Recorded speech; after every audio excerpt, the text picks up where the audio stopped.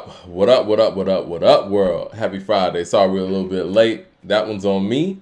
I wanted to make sure that our charts were good, man. Like I know in the previous weeks when we're doing these MC ratings, people couldn't really see. And shit, I couldn't even see on my end. Things were a little blurry. So I took some time out to make sure that we got those things nice and popping, man. How you doing today, Coop?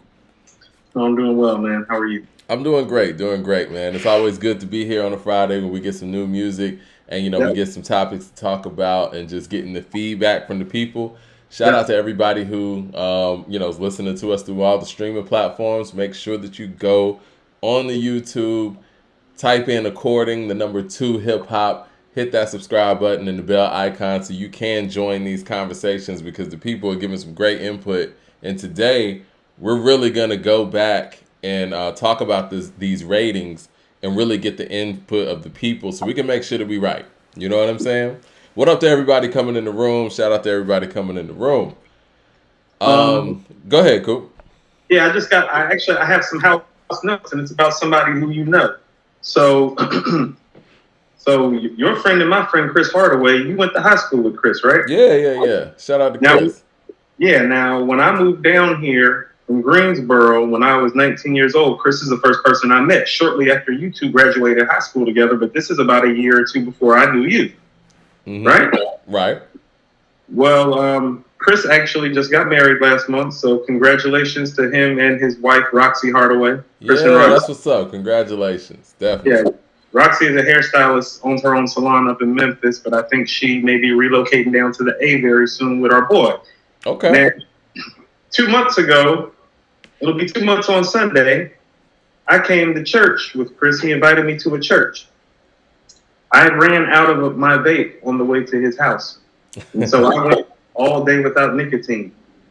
And when I got outside of service with him, I said, I'm about to go to the gas station and go get a vape. He said, no, take this. And it's a nicotineless vape. And on Sunday, it'll make 2 months that I've been off the nicotine. Oh, that's what's up, man. So shout out to Chris. Shout out to the church. Shout out to Kicking the Habit. I think I'm probably going to join the church this Sunday when I go as well. I see in the chat says Mike D. Put your email in the chat. I'm in ATL. Want to talk to you. Said what to talk to you, but yeah, want to talk to you. Yeah, hit info@accordingtohiphop.com. And yeah, you can just email us. You know what I'm saying, any questions or any inquiries that you have. But yeah, that's good stuff, man. Congratulations, Coop. We got a lot to get to. Yeah, go ahead. We got a lot to get to today. First off, I know we didn't talk about the Denzel Curry album. And, our line's been blowing up to cover that project. Do you want to start there? Or do you want to start with Dreamville's Gangsta Grill? So we're going straight into review mode. I didn't know if we were going to go start off with the smaller stuff or so we just jumping right in. Okay. Well, we can jump right in. You know what? We'll start smaller. Let's go with a single because you just heard the Freddie Gibbs and Rick Ross song. Name of the record is Ice Cream. I got the art up here. Gibbs and Ross get together and they take on, I don't want to say they do like an interpolation, I guess you would say, of Raekwon's Ice Cream. Yes. What you think about it, Coop? I think it's a solid record. It's a good record. I was trying to immediately, when I was listening to it, I was like, where would I place this in relationship? First of all, this has nothing on Scotty B. Yeah. It's got nothing on Scotty B. So it's not to that level. But it's something that is like Alfredo worthy potentially. You know what I'm saying? In terms of the quality of the record. Because I was thinking I probably enjoyed this more than I enjoyed something to rap about. You know what I'm saying? There's some of the other records on Alfredo that I still enjoyed and thought was dope. So it's a dope record. It's not even better than Black Illuminati though. So my question is now is that what is Gibbs doing? Is he checking the pulse? I think this might have been a heat check. I think it's a cool record. I really like where Gibbs is going with it. You know what I'm saying? He's spitting. He's doing his thing. AKs and Curtin says Lupe's new song is dope. See, we missed that too. It's just so much new music. Writing it down. Yeah, write that down. Yeah. I like where Freddie Gibbs is taking it. I think he's spitting and he's been super consistent in everything that he's doing. You know, one of the subjects that we have to cover today, we got to talk about MF Doom because we're getting a lot of backlash on, the rating system as it pertains to MF Doom. We're going to go back into that rating, so we're going to break everything down for the people who just got in the room. So yeah, we're going to talk about Doom. I do want to talk about that collaboration side of it because Doom did a lot of collaborative albums. So I think those things might need to be factored in. But since we missed out on Curry a couple of weeks back, let's talk about his album. Good. Yeah, let's talk about it. Yeah, because it's not like it just came out. Melt My Eyes is what it's called. See Your Future. Melt My Eyes, See Your Future. What were your thoughts on this album? I know you said you had a whole lot of notes. I am. I'm taking some notes right now on a subsidiary subject I'm going to bring up. Okay. About the album in a second. But my initial thoughts is that this guy is really, really talented, Mike. He is. He's one of those artists that I think we're seeing grow right in front of our eyes because he was a part of that freshman cover a couple of years back. Wasn't he on the freshman cover with 21, Kodak Black, Lil Yachty, and Dave East and all those guys? I think he was on that cover, I believe. Correct me if I'm wrong in the chat. I mean, you follow that better than I do. Kind of. I think it's kind of because you have to, unfortunately. Mm-hmm. But I'm not certain of that. But I'm certain that I heard a guy who was super impressive. And you want to know what I thought of? I thought of Deontay Hitchcock a little bit today too, because this crop of MCs that's like starting to come out. They're so well rounded, so early, and do so many things so well. It's like. My biggest critique probably about him is like, well, what's your real voice? Like, is this your voice? Is this the guy we're getting from now on?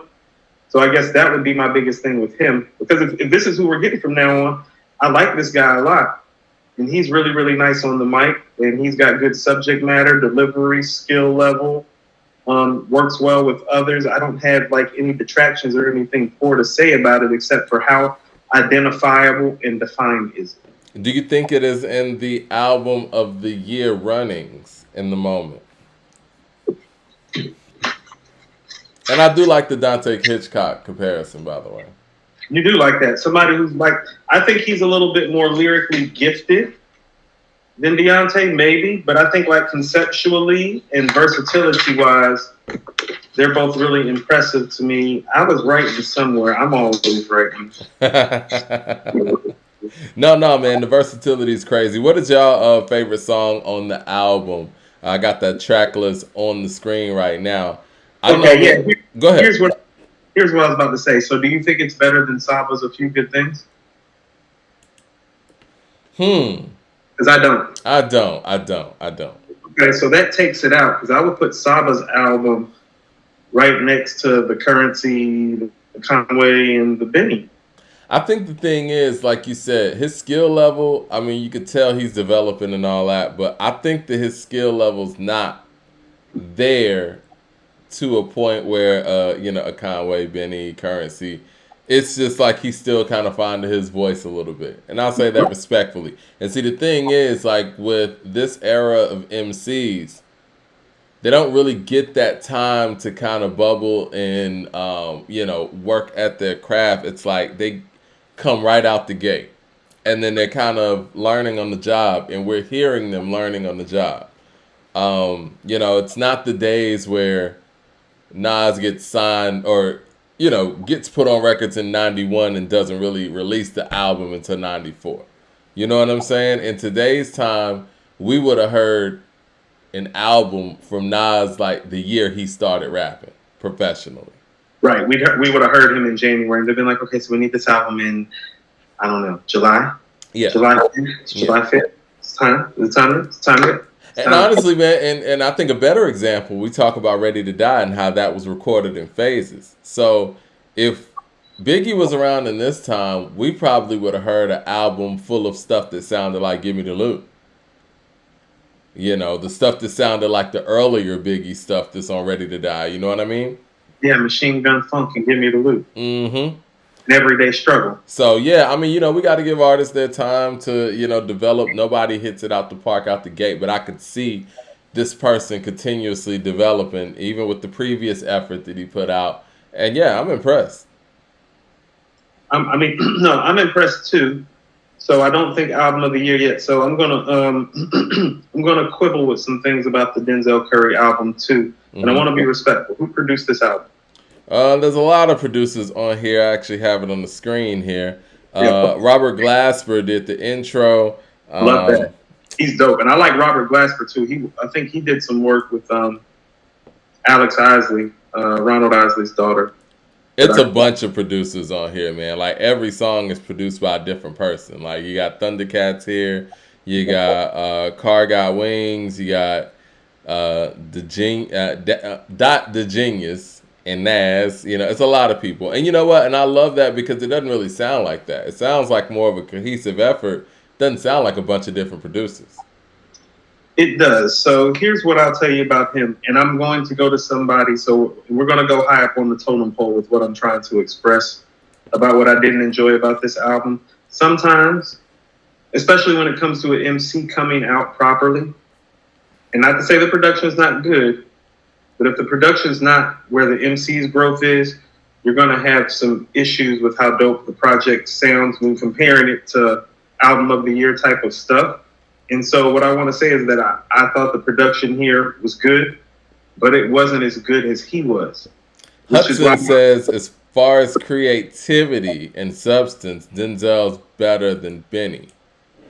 Yes, I would agree with you on that. But listen to what I'm saying. So that's kind of the point that I'm making. Because of the way that he's running the gamut and how talented he is, the production needs to reflect it, and I feel like the production is a step below him.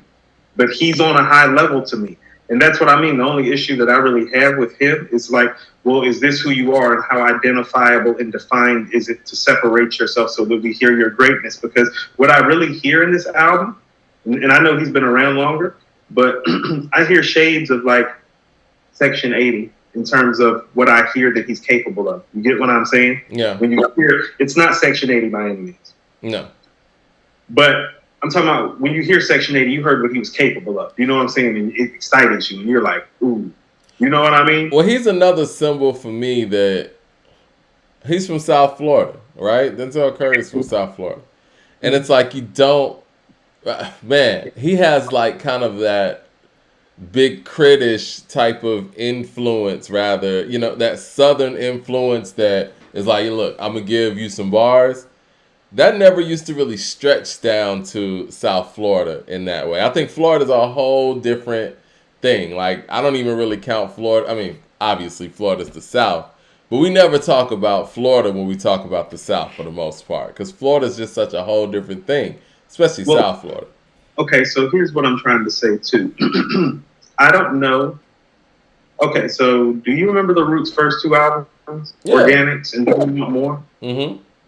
Okay, so for me, the problems with those albums isn't the MCs, it's that the production is not where the MCs are. When the production starts to catch up to the MCs, what you have is when Philadelphia Half-Life, When Things Fall Apart, Phrenology. You get what I'm saying? You remember what Questlove said that the label was telling them during that period? Because that was more of the live drums, right? And so, wait, hold on, where are you at when you're saying the label was telling them? Are we talking organics? Sonically, because you were talking about production, right? We're talking about organics, and we're talking about second. Do you want more? Do you want more? Yeah. So that was more live drums on there, right? And so Correct. The label told them, like, look, this is, for DJs, it's tough to actually mix you guys' records in with other hip hop records that are using like synthetic type of drum patterns. Not really synthetic drum patterns, but loops. That's the word I'm looking for. And so from then on, their production style became, okay, we're going to get some live drums and actually, sample them and loop them. Correct. Yeah. But and the label is saying something with that, but I'm saying the same thing. I'm just saying it on a different spectrum. What I'm saying is when that happened, that brought the MC that thought was more to the forefront. No. You get what I'm saying? Yeah. You know, I got to be honest, man. I think over the years, and you probably were way ahead of me on this, I think I've always underrated Black Thought because of the style that the Roots chose. I think if Black Thought would have been rapping over some of the other more flashy production that some of his peers had the ability to rhyme on, or the opportunity rather to rhyme on, I may have viewed him different. If he would have been able to rhyme over the 6 Cents or get beats like that and get these premiere tracks like some of his other contemporaries did, I probably would have viewed him different growing up. But I feel like as much as the Roots benefited him as a collective, I think as an individual and MC, how we look at him overall in the spectrum of other MCs in the top whatever, it kind of hurt him. How about this? How about this? In 1996, when I heard him on Philadelphia Half-Life, I was like, okay, so we got Nas, we got Big, we got Pop, we got Redman. You can't count Wu-Tang Clan. We got Andre, we got Lauryn Hill, and then this guy. Like Nick, I didn't even rate him back then. I didn't, man. I've been rating him like top 5, 10-ish type of MC since Philadelphia. Specifically, when I heard What They Do in the B-side to it, Concerto of the Desperado. So let's go. And I love both of those songs, but I always put him in like the AZ chamber. You know what I mean? And I was wrong. Man, in the glow of the moon under the melancholy metro, that's Rakim. Nah, he's super nice, man. And you know, when I heard him on, shout out to my guy Squeeze out there in Birmingham. He played me this mixtape that Black Thought did. I think it was like with Petey Crack or some folks from Philly or whatever, and I got an opportunity to hear him rhyme over like some beats that, you know what I'm saying, other rappers. I was like, yo, man, I'm sleeping on Black Thought. Because it's like you kind of put him in the same vein as you do the group. And it's almost on some jazz, hip-hop type stuff. And I've always thought he was dope, but I think it might have been the Talib record that made me start to think otherwise. Gorilla Monsoon. I was like, oh, yeah. So, but see, we needed more of that. I really wish, even with that wave where Kanye was kind of bridging that gap between the underground and the mainstream, I wish we could have heard Black Thought on some of those Kanye records too. No, it's there. They feed him a couple of those on every album, like Concerto of the Desperado, Rock You Off Phrenology, 100% Dundee, off Things Fall Apart. Like, they'll give him those beats for him to just spaz on like that every now and then, like on some rap shit. We just didn't hear as much of it. But that's why I was telling you, Mike, like you put him on some rap shit live, like, and he has a lot of rap shit with him. It's like, oh no, he's going to take somebody's classic records from them because they're not the performer that he is live, the lyricist that he is ever been. And he's a problem. And he would have been more of a problem had he had like some Primo, Pete Rock. Like, yeah. You know what? He's an he's an underrated performer as well. And I'm looking forward to us actually rating him on this MC rating system, man. Like, I think Black Thought's going to do very well. His longevity is high. I think that his skill level is off the charts. And the fact that he's been here this long and it feels like he's getting better and better, that puts him in rare air. Super lyrical with Big Pun, yes. It's another one. Yeah. New ways of ripping shit up. I develop. Your squad in your chest swell up. Yeah, I remember that. He's been everywhere. Okay, so this is the point that I was trying to make in relationship to Denzel Curry, though. MC and his talents and his gifts tend to shine more when the production shines more. And then I get into another example of it that I want you to listen to, because I felt like there was some of this happening in verse. In 1997, when Rakim dropped the 18th Letter, there's lyrically nothing wrong with that album, but that production is not what it should be. And even though the list of producers, like you say, is there, like it says, Pete Rock, DJ Premier, Clark Kent. So you're like, oh yeah, DJ Premier, Clark Kent, Pete Rock on a Rakim album, we're good. No, you're not. Because really, if you look at what Clark Kent and Primo gave Rakim, he didn't get their best. And that's how I felt about the production on this album. It's like when you gave somebody that, and he's not Rakim, just like he's not Thought, but you really didn't give him your best. I don't know if these producers gave Denzel Curry these best because of who he is. Because I want you to listen to some of the Clark Kick joints that are getting made around the time that he gave Rakim Guess Who's Back, Stay a While, and Remember That. You remember those records, Mike? Yeah, no, you're right. Listen to the records that he was doing around that time. Sky's the Limit, Get Money, Players Anthem, Realms of Junior Mafia, Crack Attack off of Fat Joe's album. Yeah. Like, listen to those beats and tell me that Guess Who's Back, Stay a While, and Remember That's fucking with that. I believe that those are probably the ones that Rakim chose too. You know what I mean? It's not really on the producer in that way. Hold on real quick. Let me get to this super chat because I want to add this to the show. Adriel Green says, dopest hip hop podcast on YouTube. Appreciate the love. Said, are y'all going to revisit that volume 2 versus I Am track for track comparison? Yeah, we can do that today. We got a little bit of time. Why not? It's Friday. You down to do that? Volume 2 versus I Am. How many songs are on I Am, y'all? 16. 16. Volume 2 has to be 14. It's 14? Mm-hmm. Ain't no bonuses or nothing?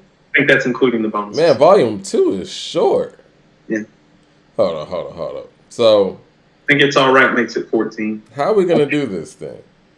I mean, God, if we could just get rid of if we can just take the Timberland track off and like Dr. Not Boot off, that would be for Nas fans. We could just take You Won't See Me Tonight and Dr. Not Boot off and act like it never happened. If we could just act like it never happened.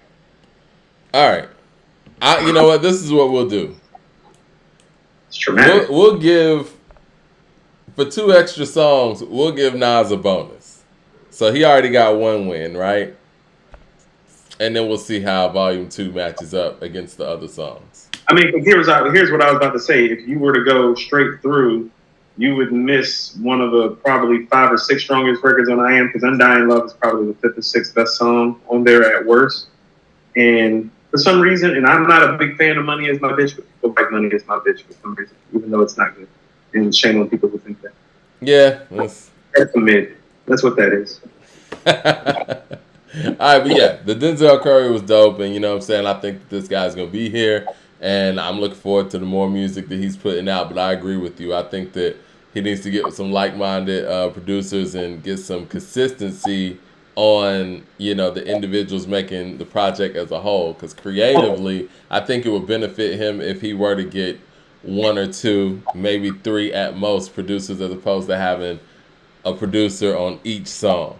Hold on, and I'm saying this respectively about Clark Kent and about Primo, because when I pulled up their 97 catalogs and like the years around it, I'm like, oh, y'all just was worried about getting in placements for Nas and Jay and Big. You think so? I think, man, honestly, I really believe that Rakim picked those records. Mike, it's been a long time in New York. He picked those the same year that he made 10 Crack Commandments and Kick in the Door for Big. It's the same year. It's 97.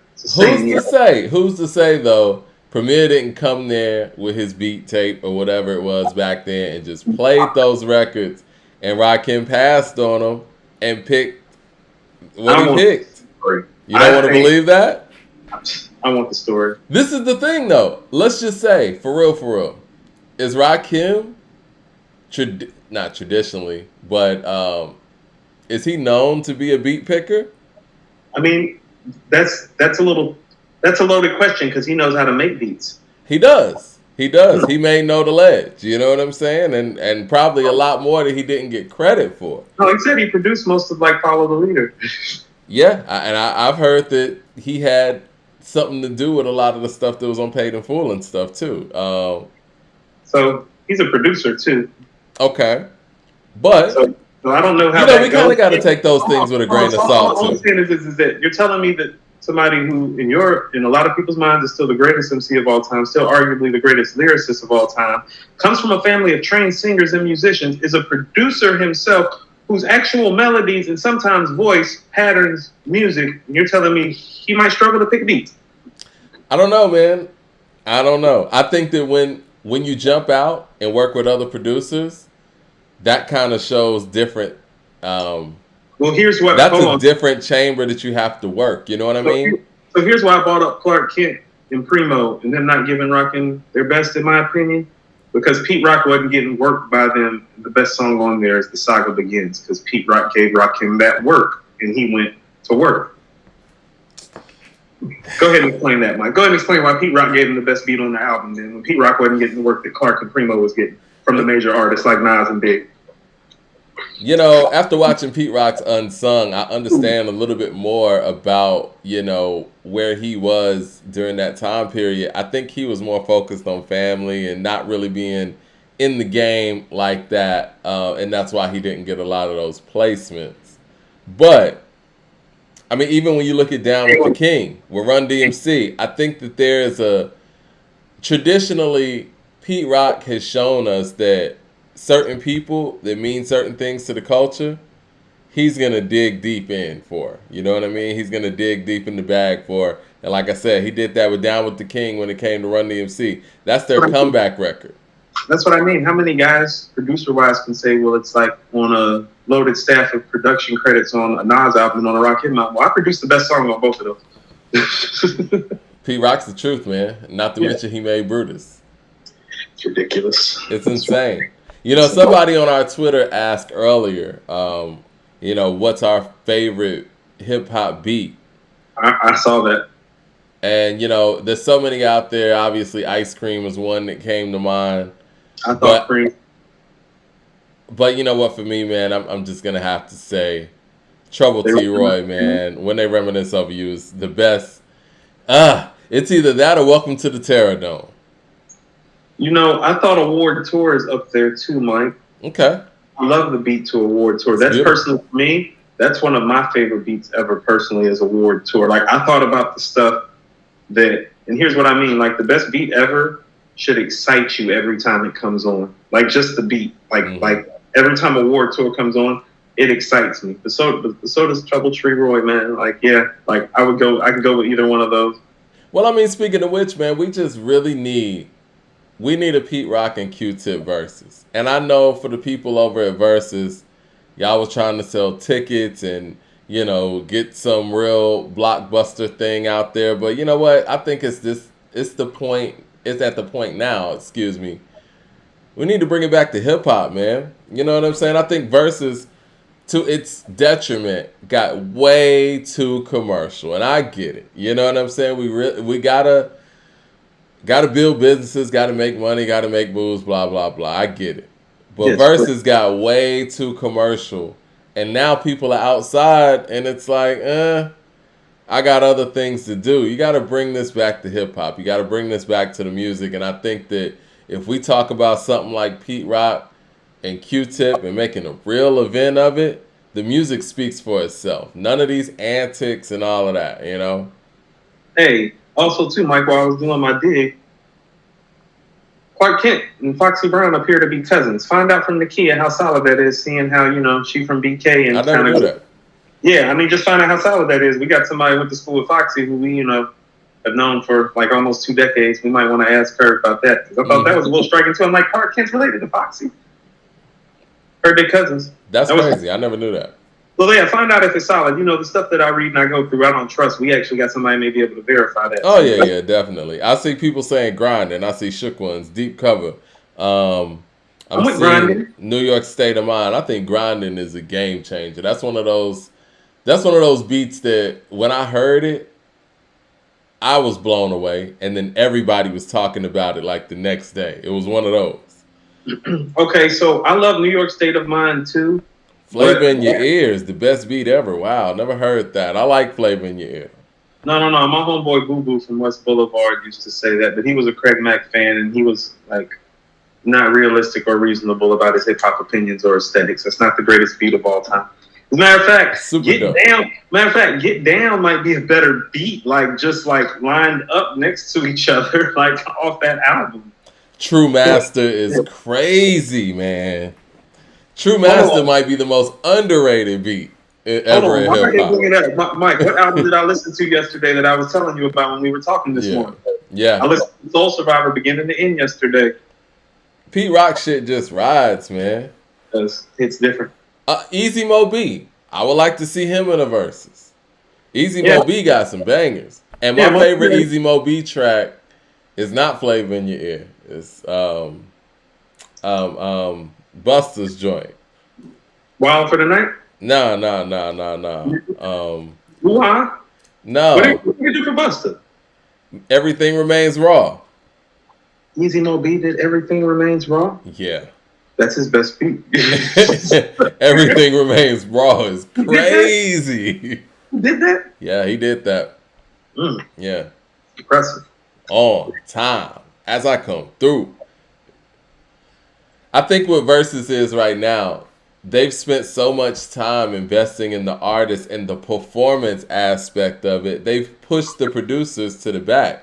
Because now it's about the performance. Like, Versus is now basically a stage performance / concert. I don't know. I guess that's how they sold it. Huh? It's just business now. What it is that we're going to take somebody with a catalog, put them up on stage, revive these streams. Yep. Divide the pie. Everybody break bread. Have a nice day. And it's also focused too when you do that, right? So you know that, okay, it's these two acts, these artists. But when you do producers, everybody's getting streams. Right. You know what I'm saying? Everybody eating. And they can't do it like that. They need to make sure that, okay, we get a centralized focus on this artist and their collabos. But with the producers, it's just too unpredictable. Right. So yeah. No. That's not even the producer's fault. That's these punk ass artists, Mike, that be sensitive. That's what that is. You think the artists don't want to do verses or something? I mean, well, you know, there's some that have said they don't want to do it. Okay. Well, you know, people want us to do a T.I. and Ludacris mock verses. I saw that. I wrote that down in my notes, actually, because I saw that. Was that on Twitter or was that on the YouTube That page? was on Twitter, I think. Yeah. Yo, I think that, you know how I feel, and I know how you feel. You're more of a T.I. guy by far. It's not. You want to know? There we go. And I thought about this today, Mike. Okay, so I'm giving honest thought to what, you know, like the perspective that people outside of Atlanta may think that Ludacris is a better artist than T.I. But what I would submit to you is how. I was going to ask you that. Hold on. Right. How and why? Because here's the thing. The hits are comparable. Okay? Luda's hits are bigger. Yeah. So. But everything else goes to T.I. Right. I was about to say. So I was going to say if you watch the hits, but even if we give the hits to Luda, but it's like everything else goes to T.I. Like albums, like delivery. Okay. How about this? Luda's voice is better. No. Delivery. I don't know. You know, I like T.I.'s delivery a whole lot. But I think Luda has one of the more unique flows.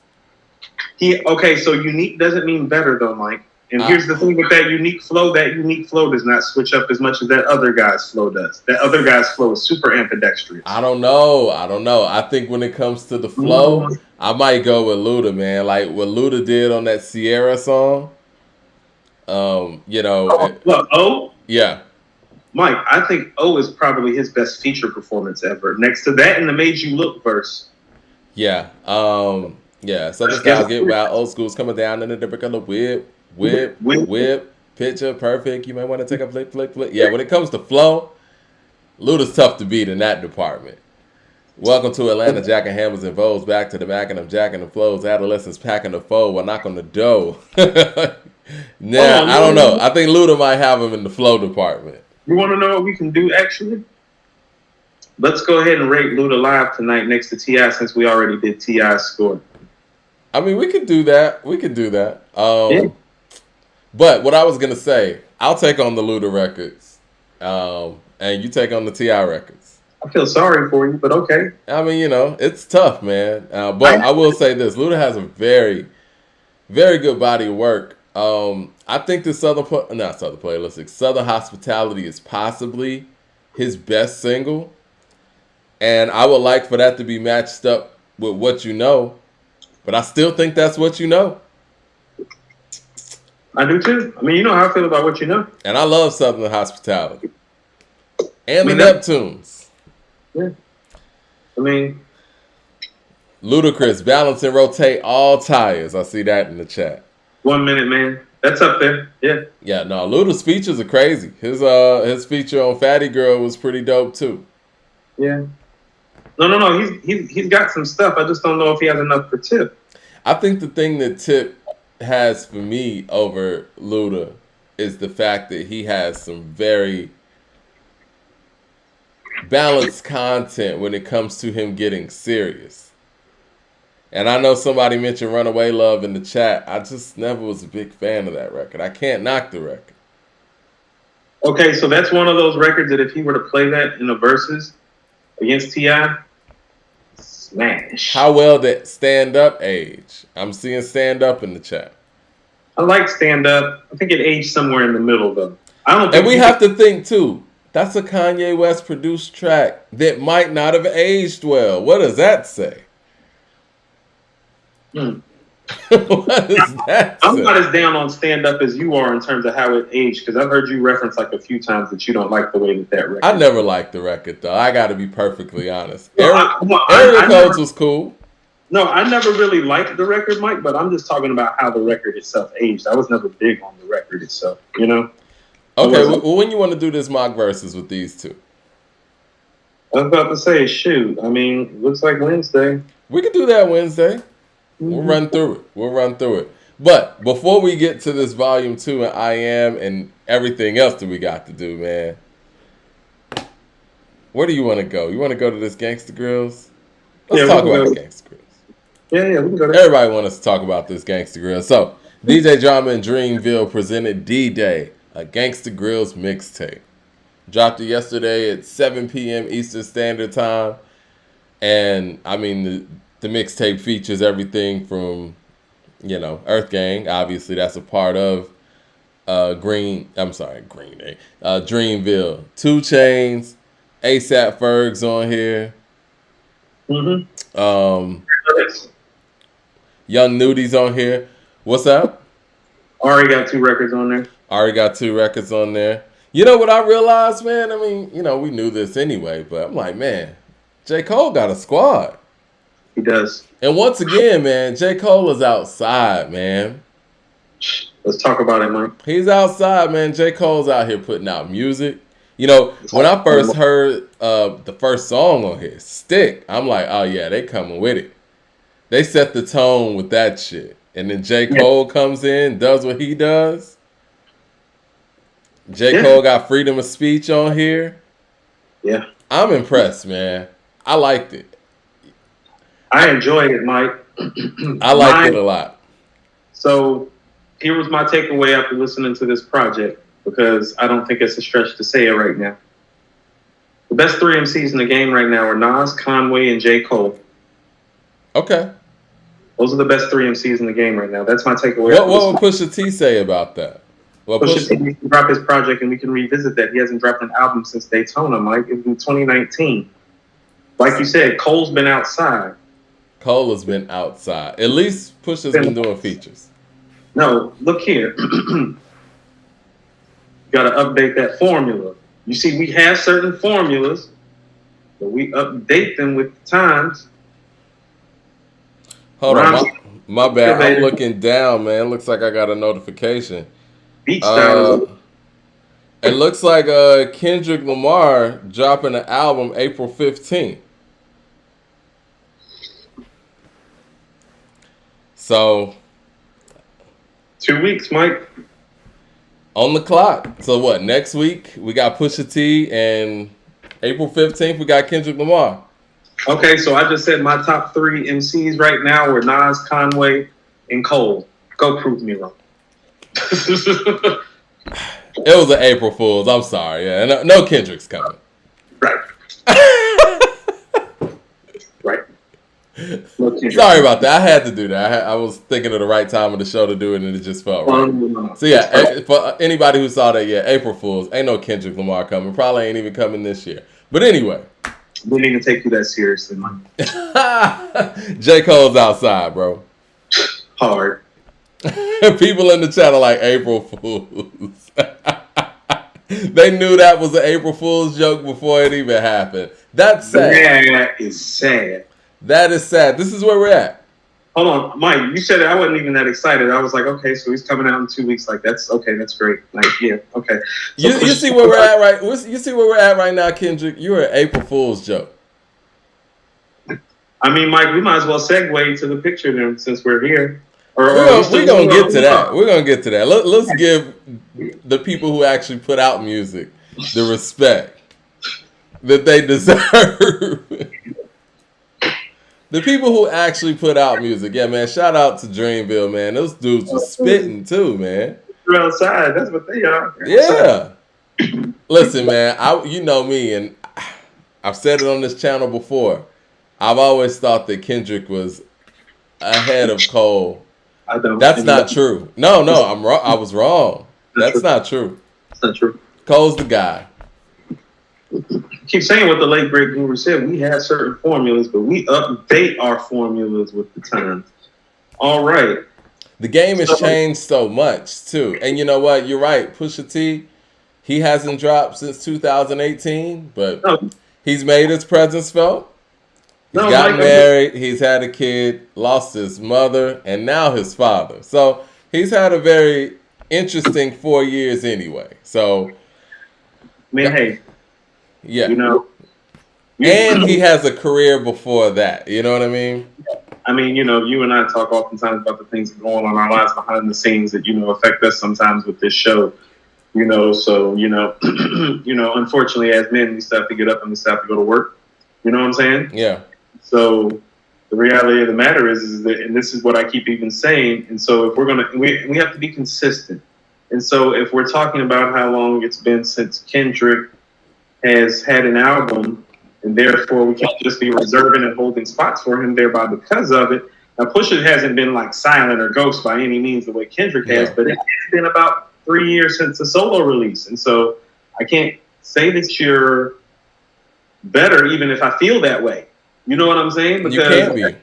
Because, well, that's not... Because you got to prove that. Right, because we got to update this formula. And so Conway is out here proving. Nas is out here proving. Cole out here proving. And there are guys who out here like Stove who got next who are out here proving. You and let's be perfectly real. Shout out to Tominette says JID makes the roster hard deep. Let's look. The reality of the situation is, honestly, a lot of this stuff J. Cole doesn't have to do. No, he's already. People hold him high. He's already made anyway. Everything that he's doing at this point is extra credit. I got it made. Yeah. Hudson says we're still talking about Kendrick more than Cole, but we're giving Cole more praise. We're not really talking positively about Kendrick in this sense. Honestly, it's a little disappointing. We've never... The reason why we're... I just put J. Cole in a stratosphere with Nas and Conway. I'm not doing that with Kendrick. I think the thing is, too, what people have to understand. We run a hip-hop podcast. We've seen a whole lot, you know. You worked in the record industry. I've worked in radio and all of that. And we've just seen this thing from afar as fans, from kids on to adulthood. I've never seen anything like this. So, excuse me if we continuously bring this up. I've never seen anybody in their prime take a 5-year hiatus and with no sign of any music coming, no collabs or anything, and we're supposed to act like this is normal? Because I've seen in the chats, and I think in our community section, people saying he the GOAT, he doesn't have to do anything else. And, I mean, you know, you don't have to do anything, but you're not going to be held high. I think the only other person we've seen some of this stuff with is Andre 3000. And at least he has the Outkast catalog to rely upon, but as an individual, like I've said, he was my favorite rapper growing up, but as an individual, he's disqualified from any individual conversation as it pertains to greatest MC, blah, blah, blah. Mike, I have a real question to ask you. What's up? Whose catalog is better, Outkast or Kendrick's? Because we got 4 albums to go off of, essentially, for both of them. I think Outkast's catalog is better. But I mean, song for song. If you're being compared to that group, I mean, that's high praise in itself. I think one of the things that Kendrick didn't do well is he doesn't have those big songs. And see, Outkast was able to make big songs and make great albums that, that flow very well as well. Because I think those are his weakest points. I think that King Kunta shouldn't even be on that album. King Kunta by far is the worst song on To Pimp a Butterfly. I don't. It might be, but I stopped for a second and think about the track list. I was like, that shit shouldn't even be on there. But see, he doesn't effortlessly make those kind of songs in a way where Outkast was able to make Rosa Parks and make that fit in with Aquemini. So this is what I mean about people got to get realistic about their expectations and start scaling back. I was using Outkast as a reference point because Outkast, much like Kendrick, what they're renowned for is really the depth of their albums and the quality of the album from beginning to end, and not necessarily the singles. But go line up Outkast singles next to Kendrick's singles, and it's blowing his shit out the water. Yeah. And so people with this GOAT talk about him, it's like, you know what I'm saying? This is hip-hop, man. And honestly, whether people like it or not, you're going to be judged by your singles. And your peers. And your bangers and your peers. And what your peers were able to do with their singles. You know what I mean? And when your peers are performing and you're not, people are calling you the GOAT. Well, we might need to highlight and bring some reality to that perspective. Definitely. Man with the super chat says, just listening to Sideline Story yesterday and seeing his growth through the years, Cole has come a long way with his writing, lyricism, and adapting. And you're right. We have to give him credit for that. You want to know what's gotten really sick, Mike? What's that? His delivery has gotten sick. Like delivery-wise, it's like when I'm hearing him now, I'm like... It's effortless, too. He's better now than he is on Forest Hills. Like, delivery-wise. Like, he's in a zone, Mike. He's in a nice little space right now, and he's out here going for his. So I want to go to some quick critiques of the album, if I may, though. Hold on. Let me get to Clayton's super chat. He just dropped $20. Clayton, that's me, with the super chat says, Revenge of the Dreamers is a great series and one of the reasons I hold Cole above Kendrick. He builds people around him and works harder while being more reliable, in my opinion. That goes a long way. Kendrick doesn't have a team. Strong stuff. And you know what? And before you get into your critiques, and, we're going to get into this next story also, but one of the things that really came to mind when I first heard To Pimp a Butterfly was the fact that Ab-Soul, J-Rock, nor Schoolboy Q's on the album. And I was like, huh. And then the same thing happened with Damn. Mm-hmm. And my thing is, at least with Cole, when he does those things, no features, because he's known for not having features, he still gives back with his team because he respects what they do, their craft, their dope rhymers. Kendrick has some of the dopest rhymers of that era in his crew. Doesn't utilize them. So I want people to think about all the stuff Schoolboy Q has done with other people that's been epic. Yeah. And tell me why there isn't just more Kendrick and Q stuff on the back and forth. And you know what I mean? Like, that's absurd to me. Like, they missed a whole opportunity and a moment for the West Coast with that. You get what I'm saying? Right. Like the West should have a catalog of like how about this? I thought the West was going to take over when Ab-Soul, J-Rock, Kendrick, and Schoolboy Q came in the door. You can't take over when the head doesn't want. And this is what I'm saying. Go look at Snoop when Snoop's on top. You got everybody around him. Lady of Rage, Dog Pound, Dr. Dre, Trey D and the Eastsiders. Like, he's putting people on around him, but he ain't just putting them on, Mike. He's doing work with them. Rage's first single, who's doing background on the hook? Uh-huh. Rock on. A takeover is a collaborative effort, as we've seen in hip-hop, and that's why the South has been able to be so strong. When I heard Black Lip Bastard remix Absol's joint when it was with Schoolboy Q, Kendrick, and J Rock closed it out. I thought these guys was gonna take the game, man. But this is what I mean. They were a super team. Your front man has to want that. You get what I'm saying? And so the front man didn't want it, because I was even thinking, go to Ice Cube with the Lynch Mob and West Side Connection. That's what I mean. Every time the guy who's had it, they put the whole team on, and if Brockton really made it something. So an opportunity was missed, is what I'm saying. Because think about it, that West Side Connection album, we're gonna get into that in 1 second, but yeah, give your critiques on the Gangsta Grill. Well, I didn't just want to say critiques too, because like some of the stuff is positive. Like one of the positives, man, they can spit. This team can rhyme. So there are a lot of brilliant extended clip verses on here. You know what I'm saying? Where they ride at 48, and that's cool. On the flip side of that, can you write whole solo songs by yourself, not on some mixtape shit? Because when you do that well in this format, that's the question that I'm always going to ask. You know, like when you perform exceedingly well at this, like pretty much everybody who stepped to the mic did, it's like, okay, what do you sound like outside of this format? Like isolated and by yourself as an artist. I think JID, of course, is like icing on the cake and probably more of an outlier in terms of my question of that. But the question still remains. What do you think of Earth Gang, though?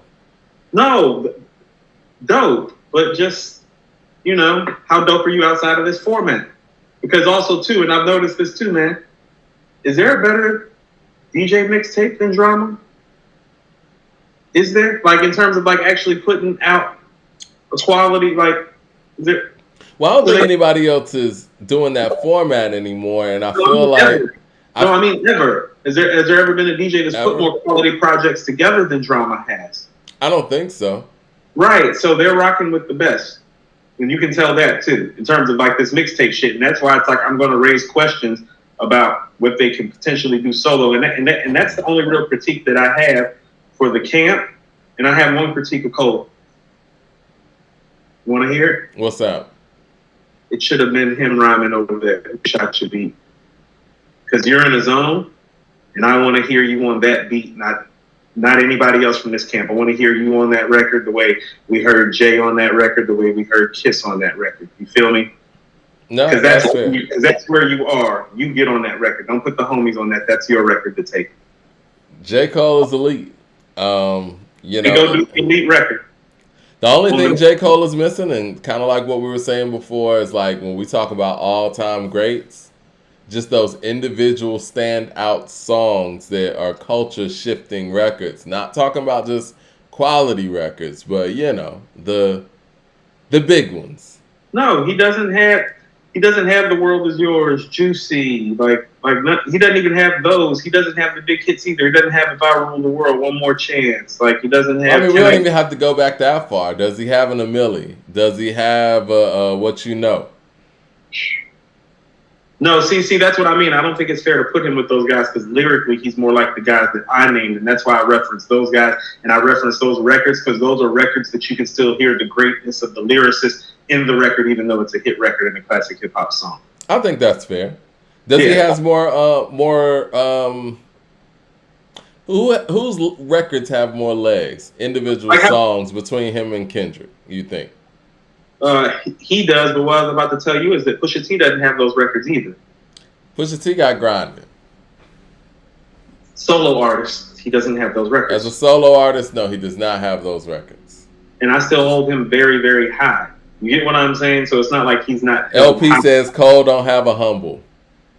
I think that's fair. I don't think Cole has an all right either.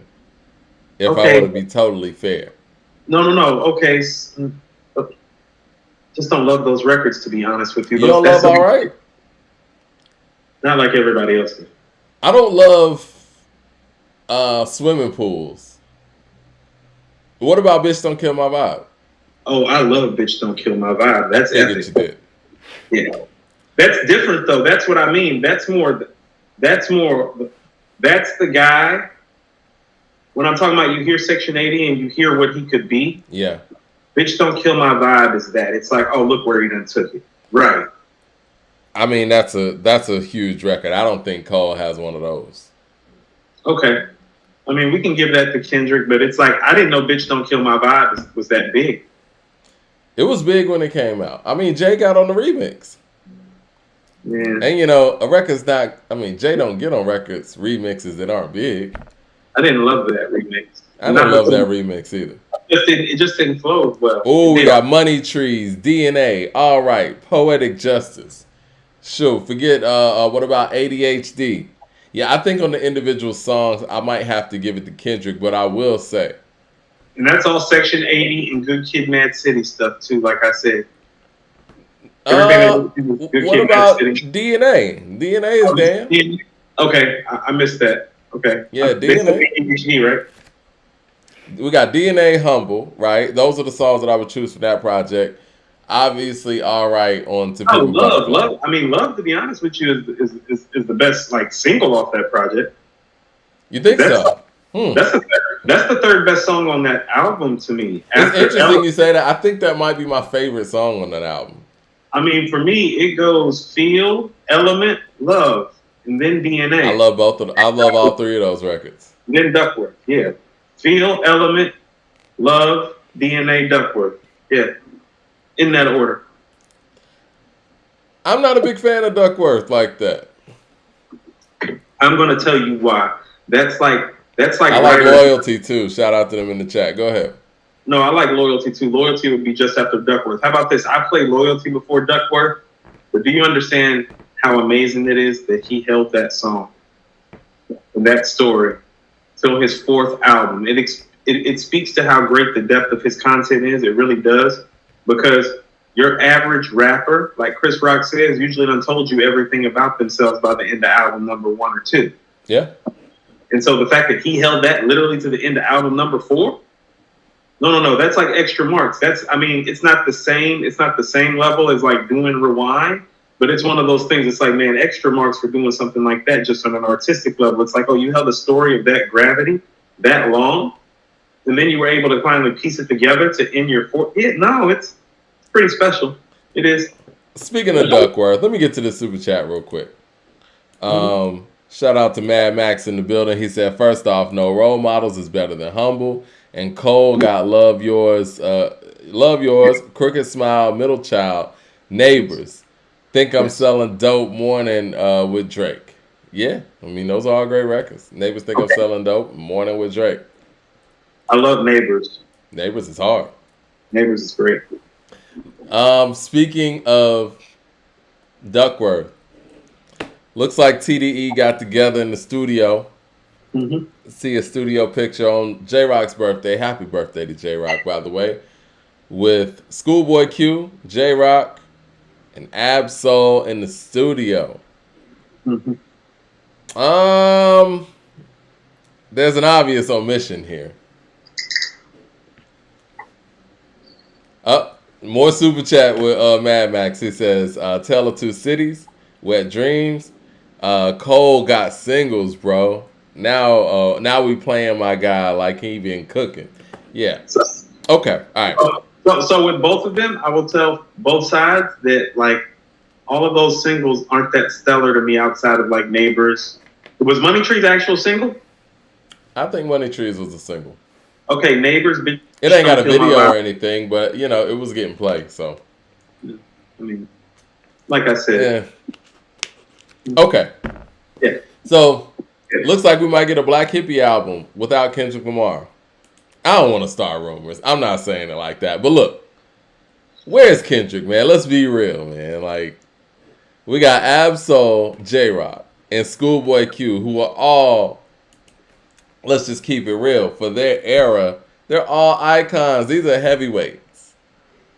I've always thought. Ab-Soul's always been my personal favorite, to be perfectly honest. Schoolboy Q is my personal favorite. All of them have respectively carved out niches that work for them, and their followings are legit and loyal. That's why they're the perfect collective. And the cross reference, because even though Q is my guy, every time Ab-Soul got, I'm gonna go check. Every time J-Rock drop, I'm gonna go check because part of the crew. You know what I'm saying? Yeah. Jordan House says maybe he took the picture like Andre. I see where you're going here. Andre House, Jordan House definitely watches the show from week to week. Shout out to you. Listen, man, there's a lot of similarities between Kendrick and Andre when it comes to being a team player, I guess, or lack thereof. Do you think we would see a Schoolboy No, Q? damn well he didn't take that picture. No, he didn't take that picture. Well, he definitely didn't get in the booth. Because when that Dungeon family picture was getting taken out in L.A., Gip made the Andre comment while the picture was being taken to kind of let you know, guess who's probably taking the picture. But none of that shit with this picture. Nigga didn't take that picture. No, he didn't take that picture. Don't start that. Where's Kendrick? Where's Kendrick? He took the picture. Listen, man, I've always said... I be outside, Mike. I be outside. People be bumping into me. Like, Coop, what up, Coop? According to hip hop, like, what up? Like, I be outside. Everybody else be outside. Your crew is outside. All right? These MCs, Cole is outside. Pusha be outside next week. He been talking. Pusha's going to be outside next week. Listen, man, I've always said that that's the one thing that Kendrick could hold over people's head whenever, like, any buzz kind of falls off. He could always hold over our head that, you know what, let's do a Black Hippie album. I don't even think that's a reality anymore. How about this? They don't need him to make the Black Hippie album work. No, I don't think they do. I don't think they do. But it would help. Obviously. But, you know, similar to, like, the whole Slaughterhouse thing. Maybe this isn't the climate for 4 MC collectives anyway. Nobody's sitting around listening to 4 verses. So maybe it's better if the 3 of them do it anyway. Hey, real talk, when I see an album now and it's more than an hour long, I'll be like, oh, they're not paying attention. Yeah. So, yeah, I mean, you're right. I think to a degree, they don't really need Kendrick to put together a Black Hippie album. I would love to hear Schoolboy Q, Ab-Soul, and J-Rock do an album together. Totally okay. On some Locks type shit. You know what I'm saying? Like, I could definitely see that. But I think the bigger question would be, why? What's going on? I mean, really, I'm asking real questions. Like, no. Are there issues or something? Or is it just... I mean, so... Mike, how often do you talk to your friends that you grew up with, like you went to high school, college with, early 20s? How often do you really talk to them? I mean, a few of them more than others, but I think with social media and, instant messenger and stuff, more than I probably would, otherwise. Okay, but I say that to say that it's like you and I, we spend a lot of time talking about how busy we are and how life happens for us. And I hate to just say it like this, but it's like, well, you see, the stratosphere that he's in is different.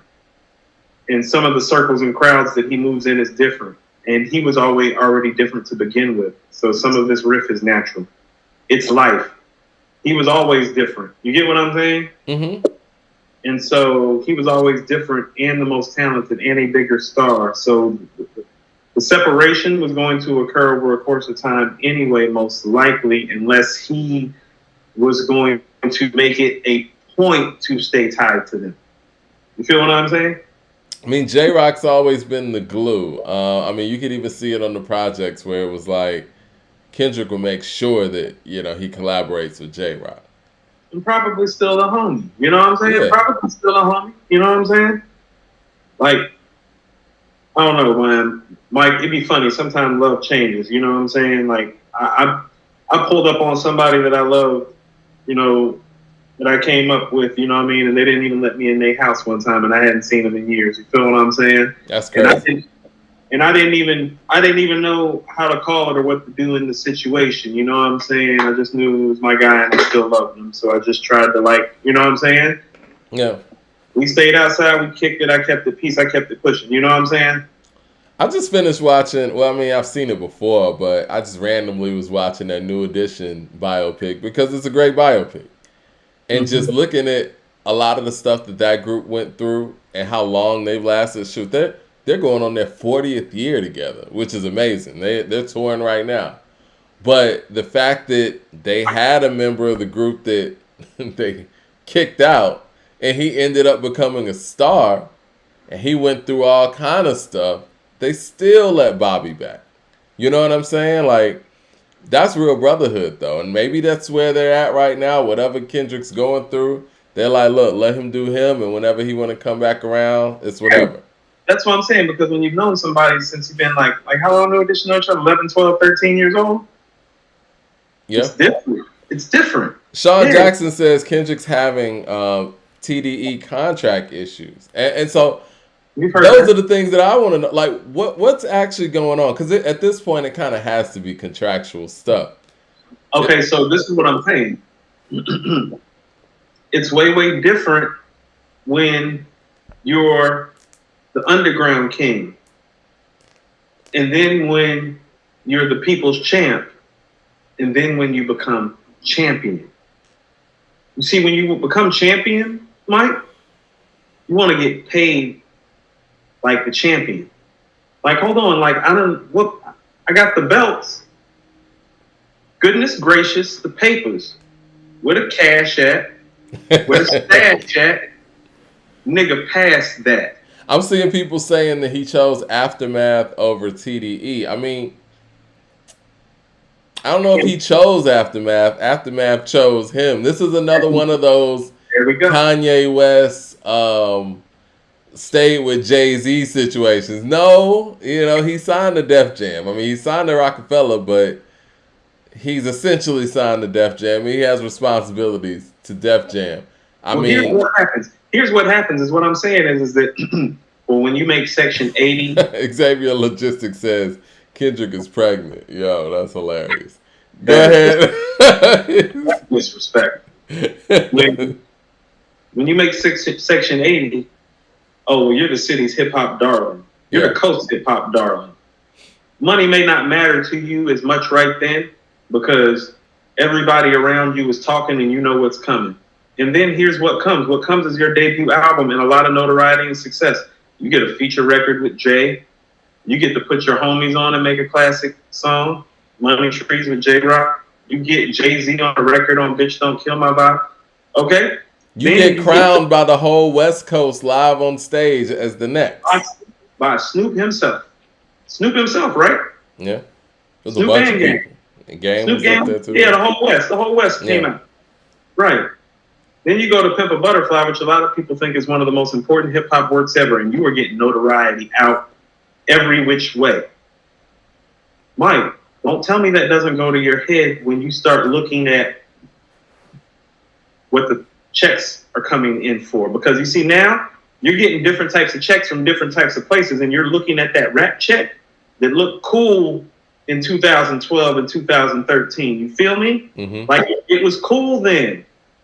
But life started happening and you started elevating a certain status and people you're going to pay me how much to show up here to perform for 30 minutes? Like, well, damn, that's a month's worth of royalty checks. So what do you think? Okay, so he made the announcement that this is going to be his final album whenever it drops on TDE.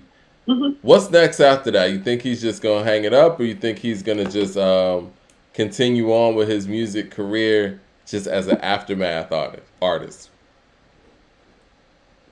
Right now, I think he just needs to be more concerned with keeping his consistent legacy of great album making up because it is literally his saving grace and is what's going to save him through this 5 going on 6-year hiatus. Jay Short says Prince had contractual issues and he still put out stuff. And still then he made classic albums after that. Go ahead. First of all, he doesn't deserve to be mentioned in the same stratosphere as Prince, okay? Like this nigga. I think he's just talking about the contractual stuff. Okay, he meant the contractual part. Okay.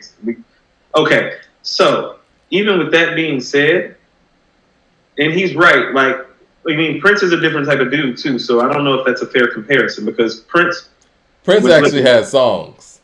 Right. See, my theory is Kendrick ain't got no songs. I wasn't going to be disrespectful like that. I was actually about to say, well, Prince was just handing them shit for a few years and he already had sitting in the vault and really didn't give no fuck because he has probably the most epic work ethic of any musician ever, quite possibly, which is like the antithesis to the guy we're talking about. You understand? The antithesis of that. That's why the Prince shit don't line up any way you want to call it, because we're talking about Mike. And how many times I got to bring this up? We talking about somebody in Prince who would get up and do what every day?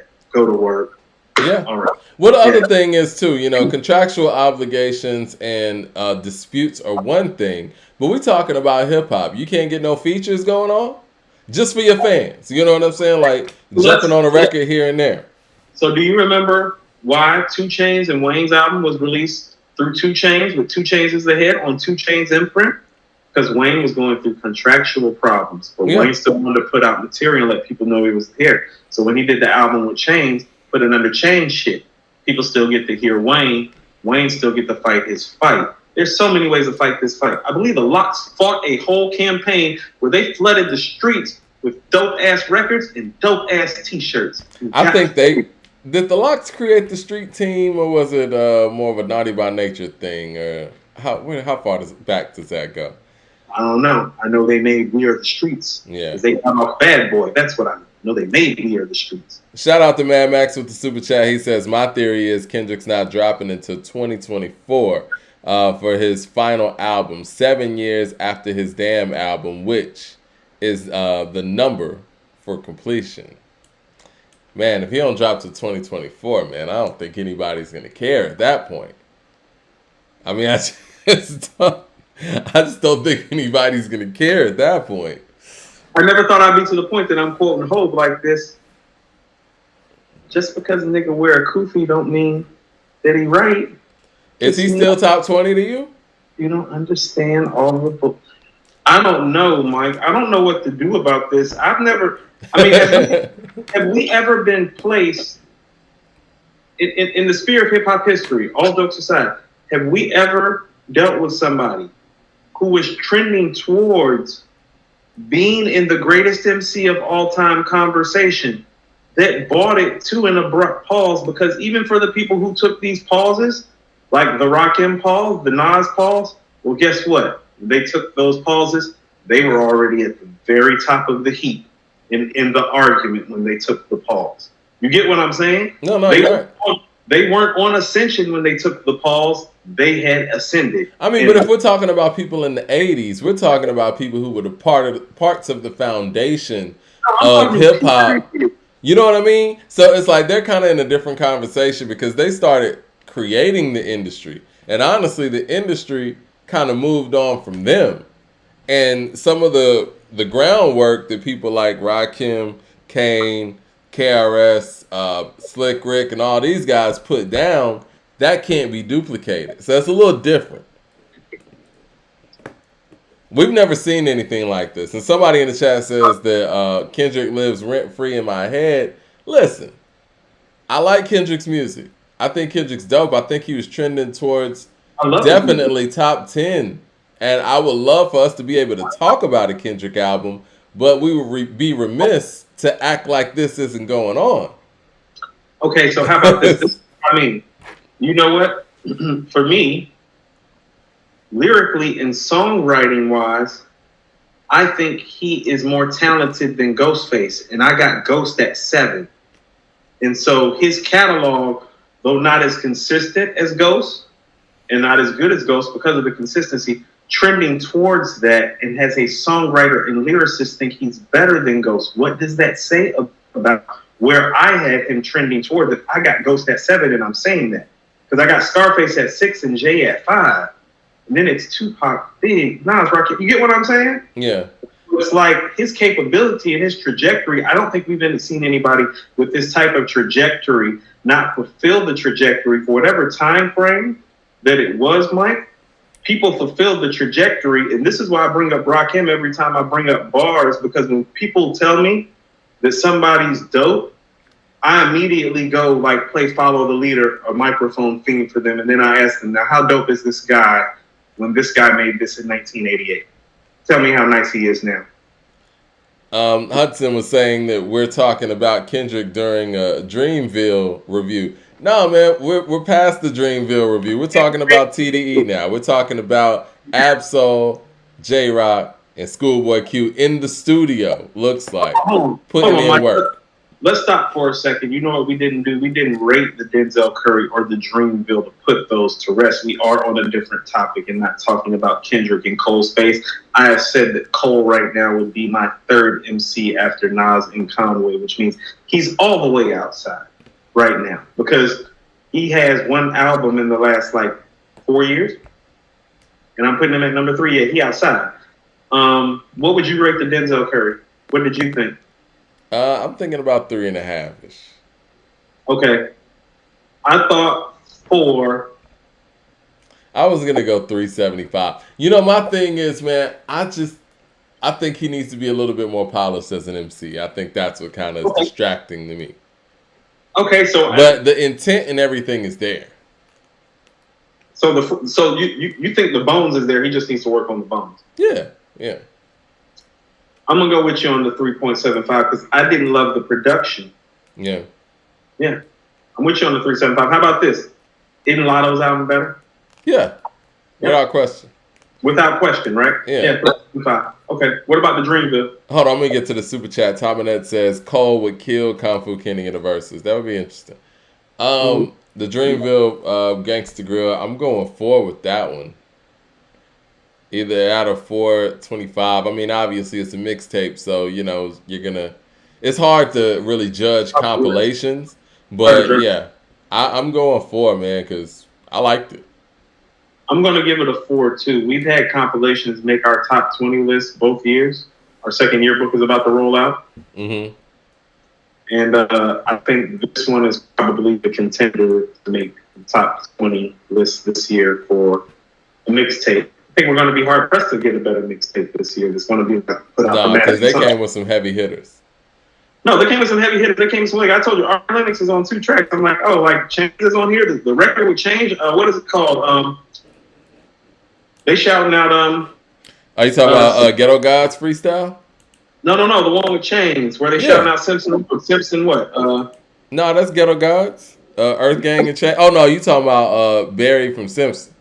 Barry from Simpson. Yeah. Barry from Simpson. Yeah, you got Chains on 2 records. Yeah, I'm talking about Barry from Simpson. Barry from Simpson is snapping, Mike. I like it. And I'm going to tell you something, and this is what I mean about Cole. Cole knew that he was in a room with extremely talented MCs. Cole knew that he was inviting extremely talented people to perform. He is the star of this, and he showed out every time. He stepped up to the challenge every time. Man, when he doesn't run from a collaboration.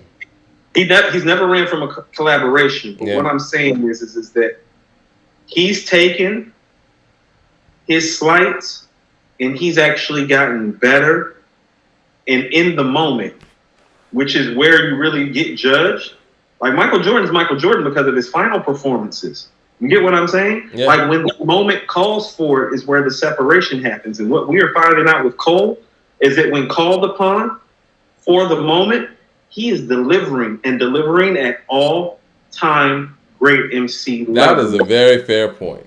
And you know me, I'm a Michael Jordan guy. Xavier Logistics says, should commercial success be a rating category? No, I don't think so because, again, there's a lot of things that factor into that. Those are marketing teams and, budgets, all kind of stuff that is kind of beyond the artist's, capability. Yeah, it's a lot. But yeah, no, I agree with you. And when we talk about like people like Michael Jordan, we measure them on what they did in front of the greatest talents ever. Right. And that's why I say what I say about Steph Curry. I don't want to go on that tangent. I love Steph Curry as a shooter. I think he's the greatest shooter of all time. But when he matches up with the best ever, he's not the same guy. No. So this is what I'm saying. So here's what I'm saying. You can't go to 5 finals, we have 0 finals MVPs, and be a top 5 motherfucker. It's just impossible. I don't even know if you can be top 20. 100%.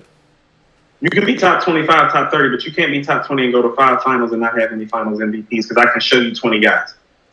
But James Worthy has a finals MVP. I would put James Worthy behind Curry, but I get no, but you know what I mean. You know what I'm saying? Because clearly, as a game changer, yeah, Steph is somewhere else in comparison to James Worthy, but he even has that just shows you that he doesn't show up in the moments. No, that's all I'm saying. So this is what I'm saying. How about this? And I love Giannis. And Giannis is taking his games to other levels. Everybody's talking about the game that happened the other night, which is a great game. I think it's the best game I've seen this season. I missed last night. Oh, you missed Brooklyn, Milwaukee last night? I missed that last night. It was epic, Mike. Damn. It was epic. Like KD actually played like LeBron last night, and Giannis played like KD kind of. It was kind of funny. But I say this to say, and a lot of people have been saying LeBron is taking KD over as the best player in the league right now, and it's like, no. This is what I mean you about said LeBron. No, I'm sorry. Giannis is taking over KD as the best player in the league, is what people have been saying today. And this is what I mean about the moment and how Cole's performing in the moment. Don't give me that regular season shit. I watched Kevin Durant play against that team in the postseason by himself and almost beat that man. Mm-hmm. And severely his foot was on the line. That's how close we got. Oh, Mike. Yeah. When he was gone, James Harden is literally dragging himself around the court, and it took his toe being on the line for him not to fade you. Don't give me this regular season moment when the guy who you're telling me he's better than still had 26 and 11 and literally missed beating you by like, and he was out there giving it to you when it mattered. Yeah. When it matters. And when it matters, Cole is out here giving it to niggas. No, you're right. Cole out here giving it to niggas when it matters. And it needs to be duly noted. And what I would like him to do is go get some diversified producers and do it on an album. Because you know what? It matters right now because hip-hop is really full of a lot of spitters on every level. You got the old school niggas back outside making quality records. You got the young guns out here. You got people hitting from all cylinders. And Cole is working with everybody from a 21 Savage to Benny the Butcher and giving it to him 100% every time.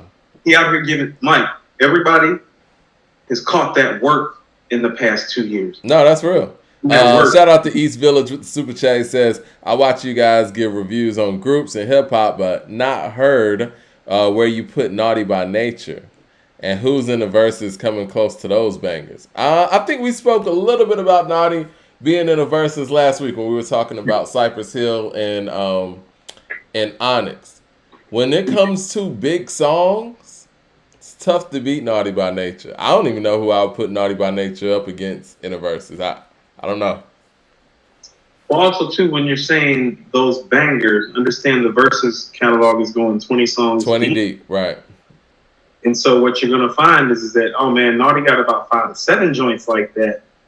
Where's the rest of the heat going to come from? What I focus on when I focus on Naughty by Nature, just truthfully for me, is how tragically underrated Tretch gets rated as an MC, which is why when I kind of have a chart that I've been working on based on what people been telling me, and it's really going to be what I like to call the People's Champs list or like the underrated list. We got to put Tretch in there. And he's one of the people on that list because I want you to understand, like in 1994 or 93 going into 94, Nas and Big thought he was a problem, which means he's a problem. I thought he was a problem. OPP is a very lyrical record. It's a super lyrical record. And then when you talk about songwriting skills, when you talk about something like a Hip Hop Parade, I mean, obviously Vinny has a couple bars in there too, but I mean, you know, it is what it is. Tretch is kind of taking on a lot of these songs somewhat by himself. Right. Uptown Anthem, you know what I mean? And Feel Me Flow. These are really good songs. If you talk about, like, you know what I'm saying, songwriting, and then he could do stuff like that, and then everything's going to be all right, and, you know, he's got versatility there.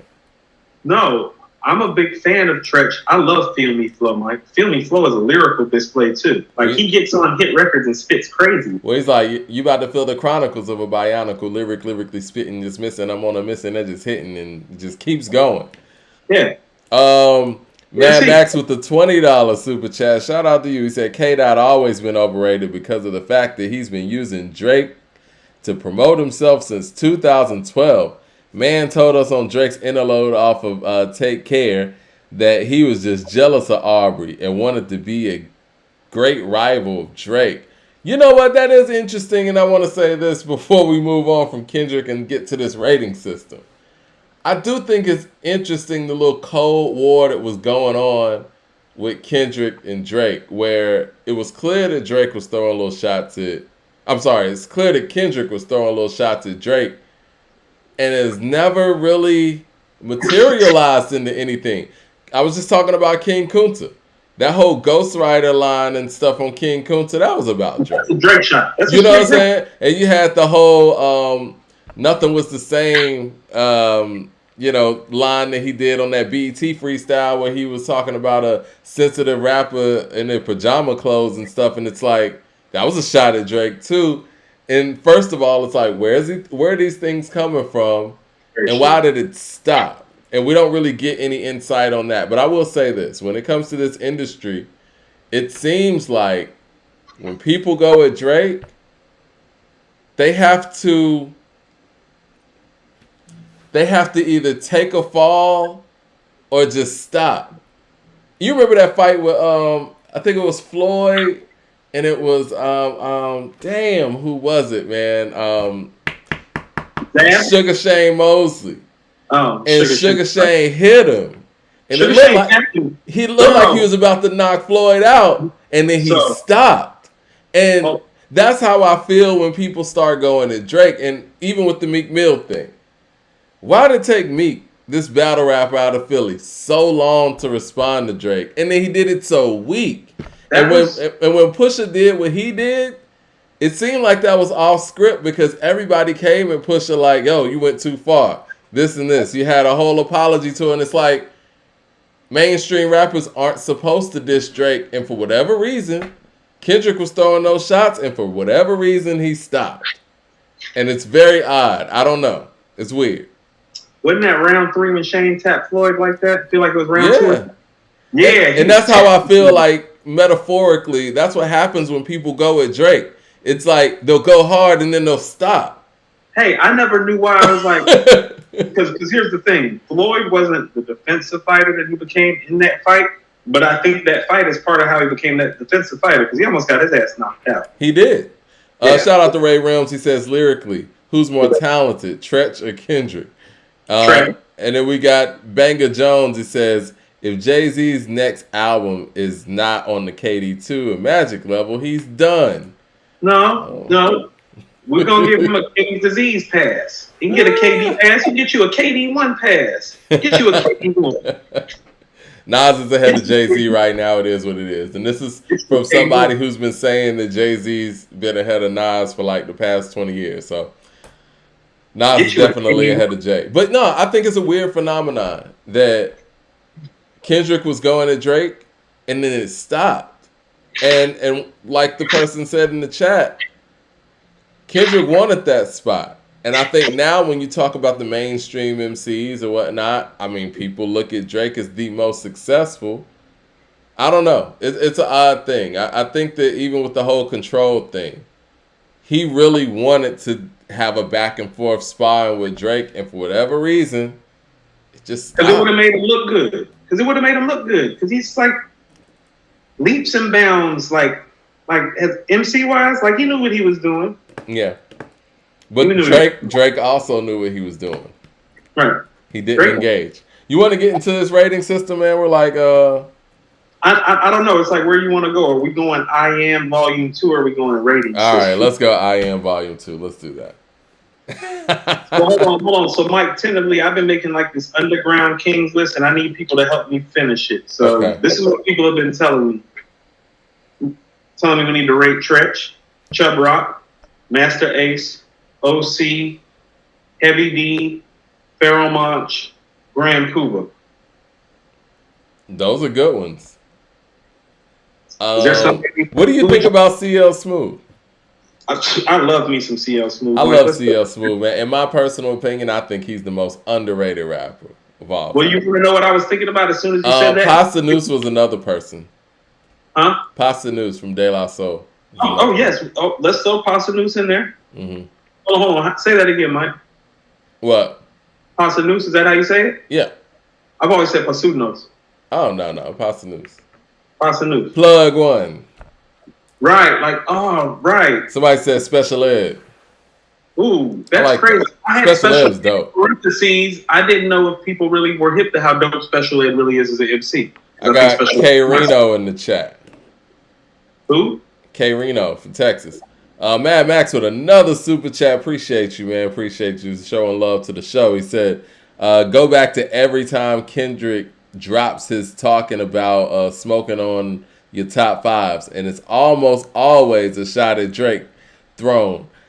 Doc gets people riled up to then drop some sophisticated album, and then he just obsessed with duality. Man, that whole smoking on your top five is interesting too, man, because it's like no, it's not. Because Academic, when he responded to that, and DJ Academic's favorite rapper is clearly Drake. And so he responded to that in defense of Drake. He's like, you're not smoking on my top five. My top five is dropping music. He got this, this, and this. And I do believe that whole smoking on your top fives, that has to be a shot at Drake too. Who else is he talking about? He's not talking about Nas, Jay, or anybody like that. No, yes, he is. Because for us that are following this culture in this community, Drake's not top five, but Nas is. Conway is. Benny is. Cole is. So what top five are you smoking on? It's got to be more specific, man. Like, I want him to, you know what I want? I want him to just come out and diss Drake, man. Hold on, Mike. I want to say something. I'm not joking. Freddie Gibbs dropped Alfredo April of 2020, so it's been almost 2 years since he's dropped an album, okay? Yep. He just dropped the joint with Ross, right? He just dropped the joint with Kiss at the end of the year, right? Right. He was on Burden of Proof on Benny's album. He's been popping up and been everywhere the last 2 years, even though he hadn't had an album in 2 years. He works. I'm not putting you over a nigga like that can rap like that be going to work even when he don't have an album. Like, I want you to understand, in Black Illuminati and Ice Cream, he's given us more work than Kendrick has given us. I mean, that's not even... I mean, everybody has. Cool. No, I'm saying, so what top five are you smoking on? Because right now, he's in my top five.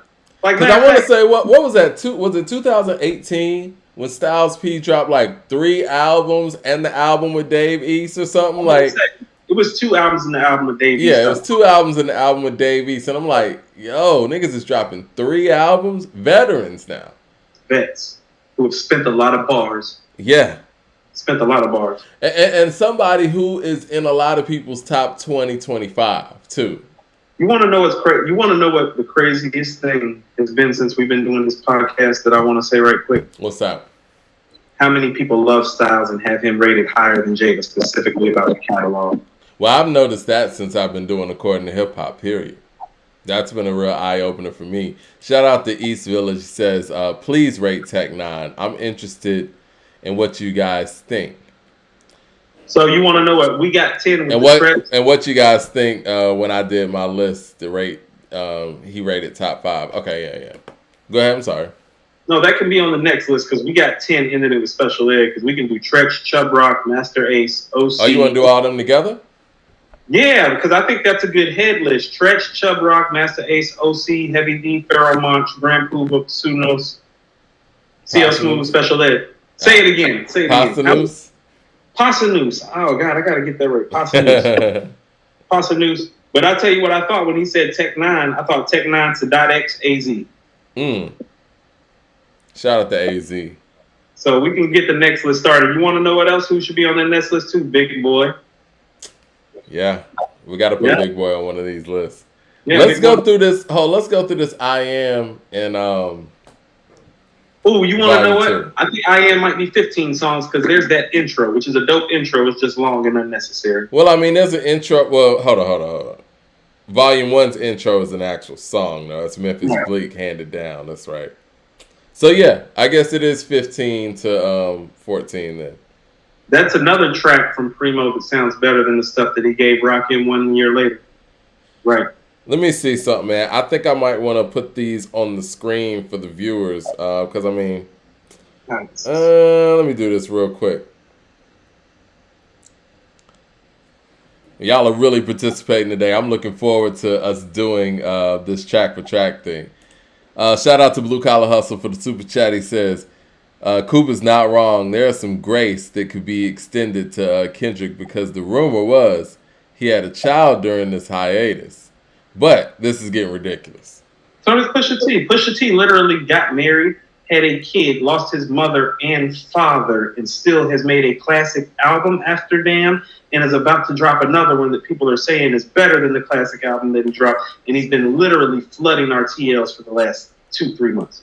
Shout out to Jay Short. Sounds like he wants to get AZ, E40, and Q-Tip. I had Q-Tip down on the original list until somebody said Special Ed.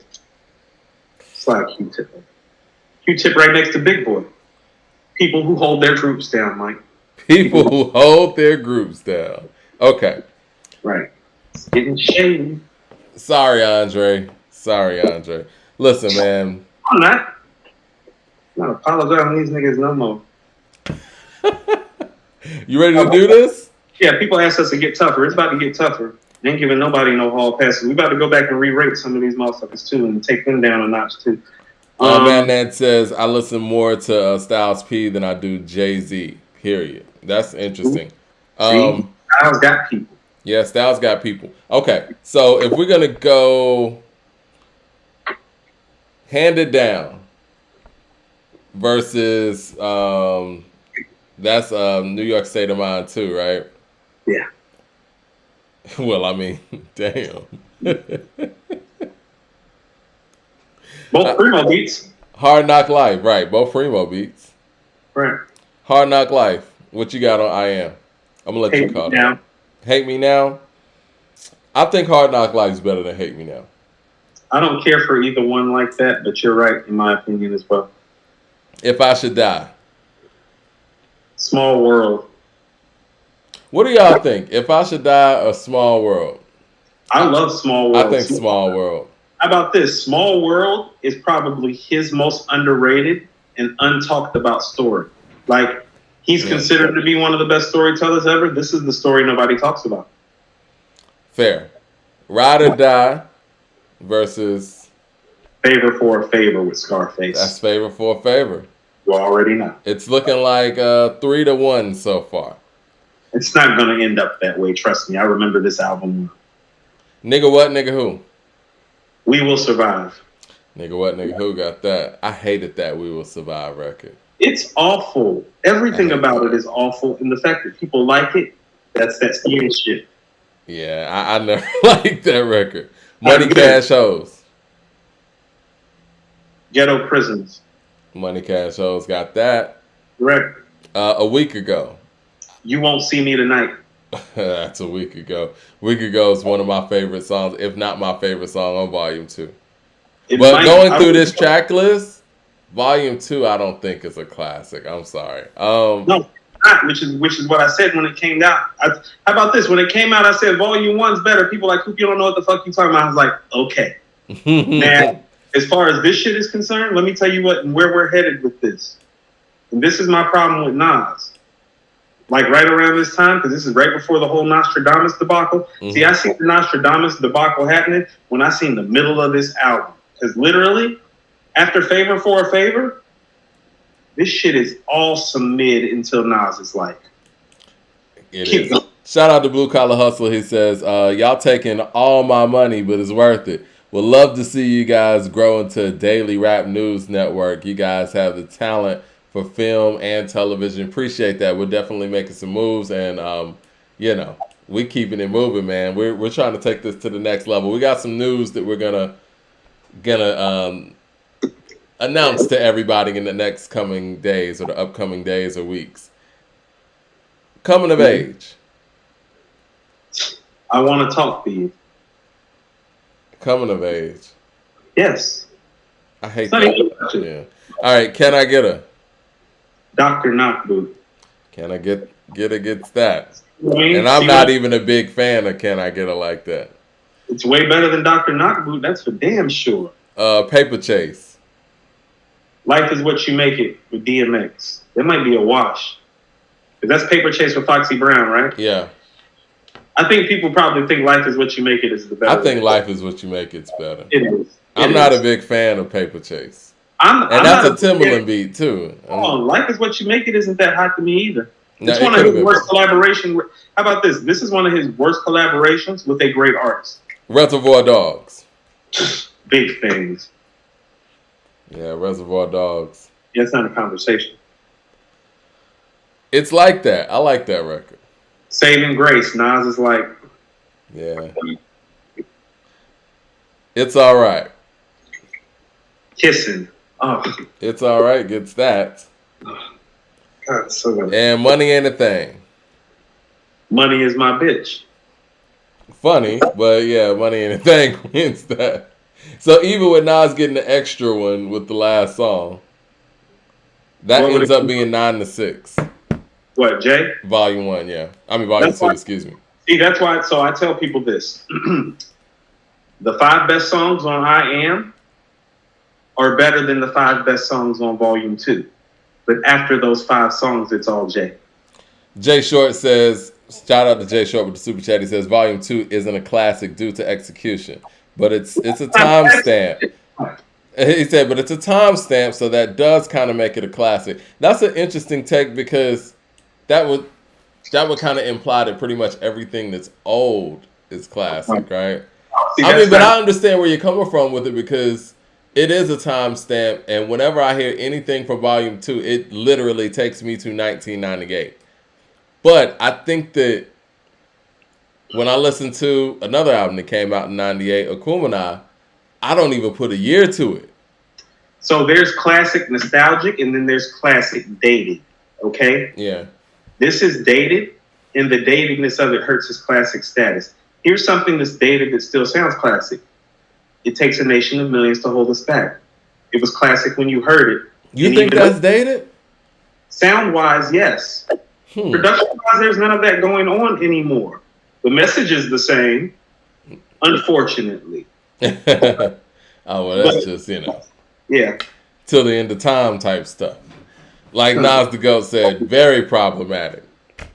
No, like I said, very problematic. All this shit very problematic. But what I'm saying is that sometimes when you can date an album to a time or to a year, that's not what makes it classic. When I listen to It Takes a Nation of Millions to Hold Us Back, I know it's an older hip-hop album, but I don't know what year it came out.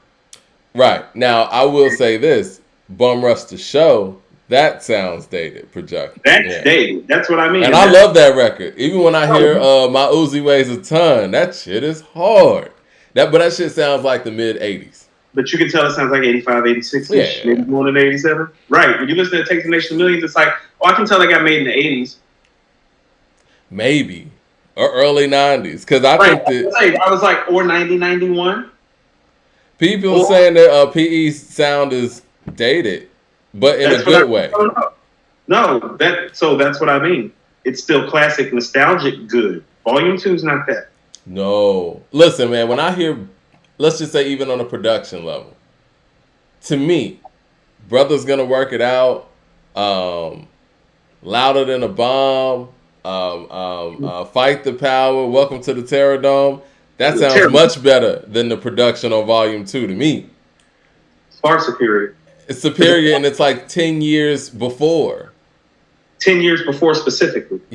9 if you want to get into 8.5. Yeah. Some of the stuff that, 1989, another summer. Shout out to Antonio out there. He says, I put together a playlist from the reimagined double disc version of I Am.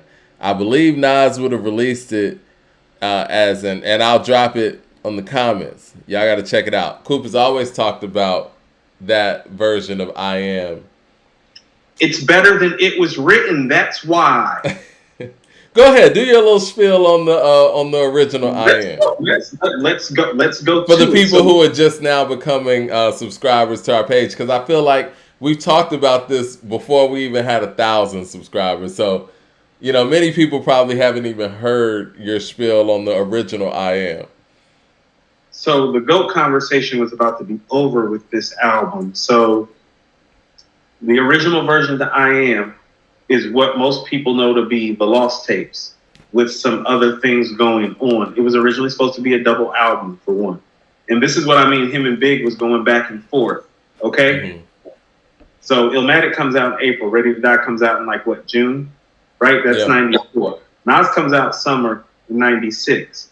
I Am is getting made after he hears Life After Death, even though Big is gone. But the original version. Mike, first of all, there's an original version of Project Window. The one that ends up on Nostradamus that sounds like trash. It's because that beat is trash because Trackmasters got their hand on it. The original beat was done by Nasheem Myrick from Bad Boys Hitmen. Nasheem Myrick is the same guy who produced Who Shot Ya and Tony. Okay? The original version of Project Window, in my estimation, was the third best beat I'd heard from him other than those two beats. Okay? That was supposed to be the lead single off of I Am. Okay? Project Window with Ronald Isley. You can go look. There's actually a Vibe section that's previewing the album that's telling you that Project Window featuring Ronald Isley is coming from Nas, and that's supposed to be the lead single. But let me tell you what's on that double album that I had. Because I had it. Drunk by Myself is on there. The album starts off with Fetus. Belly Button Window. That's on there. Blazer 50 is on there. Mike, Papa Was a Player is on there, Mike. Small World is on there, Mike. There was a song, Wanna Play Rough, where he's doing a back and forth dual voice that's on there. The joint that ended up on the QB's Finest, What They Want. What They Want, huh? That's on there. Yeah, Mike, when I mean it's flame, it's better than it was written. It's not lyrically better, but the songs were better. There was no Hate Me Now. There wasn't even Favor for a Favor with Scarface. But we talking about 15, 16 tracks, and it was fire from beginning to end. Was No Ideas Original on there? Jordan House says No Ideas No Ideas Original was not on there. Okay. That's an addition. So let me tell you the stuff that was on the Lost tapes that wasn't on the original version of I Am. And I can pull it up for you because I still remember it like it's yesterday. I can remember the woman that I was dating that broke the CD. I still have not forgiven her. She broke the CD? It was by accident, and I still don't give a shit. Project Nas the Ghost says Project Window was the best song on Nostradamus. Right. Oh, Stay Scheming. Was that on there? Jay Short says Stay Scheming. Stay Scheming was on there. Stay Scheming was like track number 3. Amongst Kings. Amongst Kings wasn't on there that I can recall. Okay. Let me tell you. Gotta Love It? You Gotta Love It was on there. Okay. You Gotta Love It was on there. Blazer 50 was on there. Papa Was a Player was on there, and Fetus was on there. That's the stuff that's from the Lost tapes that was on there. The stuff from I Am that made it. How about this? Here's how dope that it was, Mike. Nas's Like wasn't on there. Literally, Nas is on this version of the album begging people to stop bootlegging this album with the Nas's Like beat playing in the background. Wow. So he was making Nas's Like while this was going on, while the version was floating around. So Nas's Like hasn't even come out yet. We haven't even heard Nas's Like yet. He's talking over the Nas's Like beat on this shit, asking people to stop pirating this shit. There's no New York State of Mind Part 2. That's what I'm saying. All that stuff, the New York, all the features that you see on I Am were the last minute put together. So the stuff with Aaliyah and Timberland, last minute. The stuff with DMX, last minute. The only last minute thing that came out well was Favor for a Favor with Scarface and New York State of Mind Part 2. The rest of this shit was a rush job. You know what? I would love to see you interview Nas and talk about this album specifically. Money is My Bitch is on the original version that I heard, and it was the weakest song on there. It's the only song that I heard on there that I thought wasn't great. Shout out to Blue Collar Hustler again with the super chat. He says the OG double album disc 1 ended with Undying Love, and disc 2 started with Amongst Kings. That 1-2 punch would have made Nas undisputedly the GOAT. Okay, so you see, he's talking about I know what he's talking about. He's talking about the second version of the album. What I'm telling you is I had the original version of I Am that was supposed to go out in stores. It was 16 records like this one is. They took 5 of the records off and ended up on the Lost tapes and some other stuff. Like Wanna Play Rough ended up on some mixtapes. That was supposed to be on I Am. You remember Wanna Play Rough where they take the sample from The Message, A Thug Changes, and Love Changes, and they got the shotgun blast? You don't remember that? I remember that. Yeah, that was on the original version. That was one of the last songs. Matter of fact, I think that's the song right before Money Is My Bitch on the original version. Yeah. But it was pretty epic. And Listen, I would love for you to interview Nas and y'all just talk about I Am. I want to know what happened to their original beat, the Project Window, because anybody that thinks the Project Window is the best song on Nostradamus is actually getting shorty. That beat, the original beat, is so far superior to that version. It probably was a sample clearance thing. Man, but, you know, and the other thing, too, man, and I've always felt like this. I felt like whatever relationship that Trackmasters ended up developing with Nas or, you know, or Steve Stout, whatever, that changed Nas forever, man. I mean, at least in that era. I think that was to his detriment, in my personal opinion. I get it. You got to make hits. Trackmasters were the go-to, and they did great work with LL Cool J. But that just wasn't the Nas that I wanted to hear, you know? Let me get to this one super chat, and, I mean, we can continue on, or we can go on to the rating system part of it. Because this is great. I see you're getting frustrated even thinking I'm looking about at this track list again, and it's like, how about this? This album is why Jay was able to take over that summer. Because I'm looking at when this album was released. This album was released April 6, 1999. Yeah. This is when the rain really, really starts happening. And it's because, like I said, Mike, tracks on I Am, tracks 2, 3, on the version that got released, tracks 2, 3, 4, 5, New York State of Mind, Hate Me Now, Small World, Favorite 4. It's like, oh yeah. And then this album fucking nosedives until Nas is like, it's literally a 7-song stretch of some of the worst shit of his career. Blue Collar Hustler says, also the OG version of The Curse was on there. I remember the OG version of The Curse. Oh, man, Nas has so much material, man. And you're right. I think that this right here opened the door for Jay to do. Was Nas sabotage? I'm on my conspiracy theory hat right now. Was Nas sabotage with this? I always felt like Steve Stout sabotaged Nas with this shit. This is where I feel like see, people complaining about It Was Written. I was like, nah, you can just, you know. Nah, It Was Written kept him afloat. Like, his legacy was still intact when It Was Written. I don't know if the streets loved him as much after It Was Written because they loved Illmatic so much, but I see what you're saying. But they knew he was still there, though. You know what I mean? Right. But on this album, Mike, is he there, though? Isn't it open for Jay to take it? Like, is he there? Like, as a Nas fan, I'm going to tell you, like, lyrically on this album, he is not there except for on the Primo tracks, lyrically, if you really want to know the truth. Ahmad says Nas was going 3 for 3 if it wasn't for the bootlegging. Yep. Nipsey was going to do I Am documentary before he died. What? I never heard about that. Well, here's what I mean, 3 for 3, Mike. Well, the original version of I Am, that would have been the best 3-album run any MC has ever had. If you would have looked at Illmatic, It Was Written, the original version of I Am. That original version of I Am, Mike, that's the best 3-album run from an MC ever. Illmatic, It Was Written, I Am. It is superior to Rakim's Paid in Full, Follow the Leader, and Let the Rhythm Hit Him. Mostly because the original version of I Am is superior to Let the Rhythm Hit. It is. We should do an I Am documentary. Jay Short says, if Nas released that version, he becomes Lupe Fiasco. Too complex for mass appeal. If he, look, Mike, if he wants to go through the pain of discussing this, because also, too, people have to understand this, and I think I Am did comparable album sales to It Was Written. Like, he could have done 5 mil with I Am. It got delayed about all the bootlegging and all the switching up. And so he tried to make it bigger because he was under pressure. That's why Puff's hopping up with Hate Me Now. That's why DMX is there with Life You Make It. Like, that wasn't supposed to be there. That was just for the pub to help out because it had been bootlegged and pirated so much. He had to give people something to look forward to. So it's like, well, let me give them a record with Scarface. Let me give them a record with Puff. Let me give them a record with DMX. He was scrambling. It's the worst. Nas deserves everything that he's getting right now. Shout out to Blue Collar Hustler again. He says the album was bootlegged and the label freaked out. It wasn't Steve Stout. It was Columbia. Nas was forced to rush the record with those replacement songs, similar to what you just said. Yeah.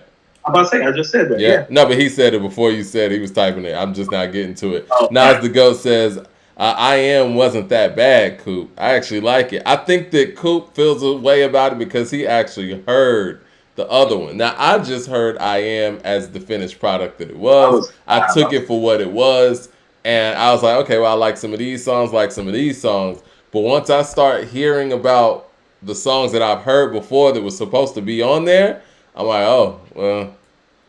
Because you know how it is. Like, even when we used to bootleg CDs back in the day, your mind gets basically trained to listen to an album in the way that you heard it.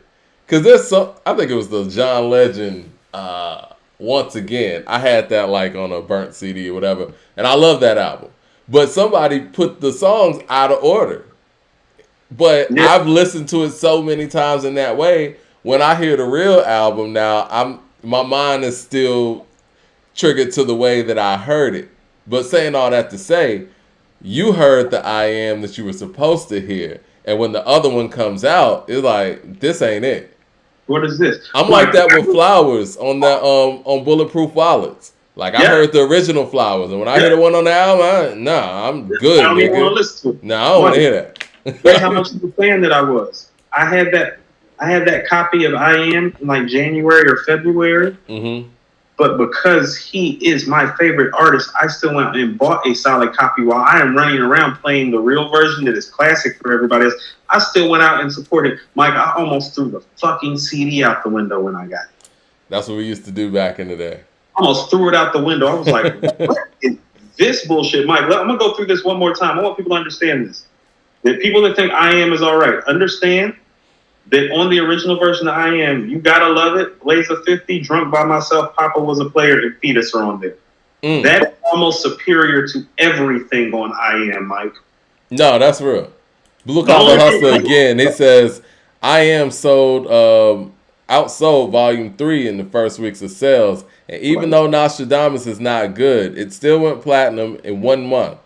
That's how powerful Nas's brand was at the time. Jay-Z doing revisionist history. And, it's interesting, even though those albums weren't critically acclaimed and they did those numbers, imagine if a critically acclaimed effort did hit those shelves and do those numbers. No, it wouldn't have been open. Yeah. No, that's what I'm saying. Imagine this. Like, if I'm not mistaken, I Am did like 2 or 3 mil. But had the real I Am came out, Mike, he would have did the same 5 Jay did.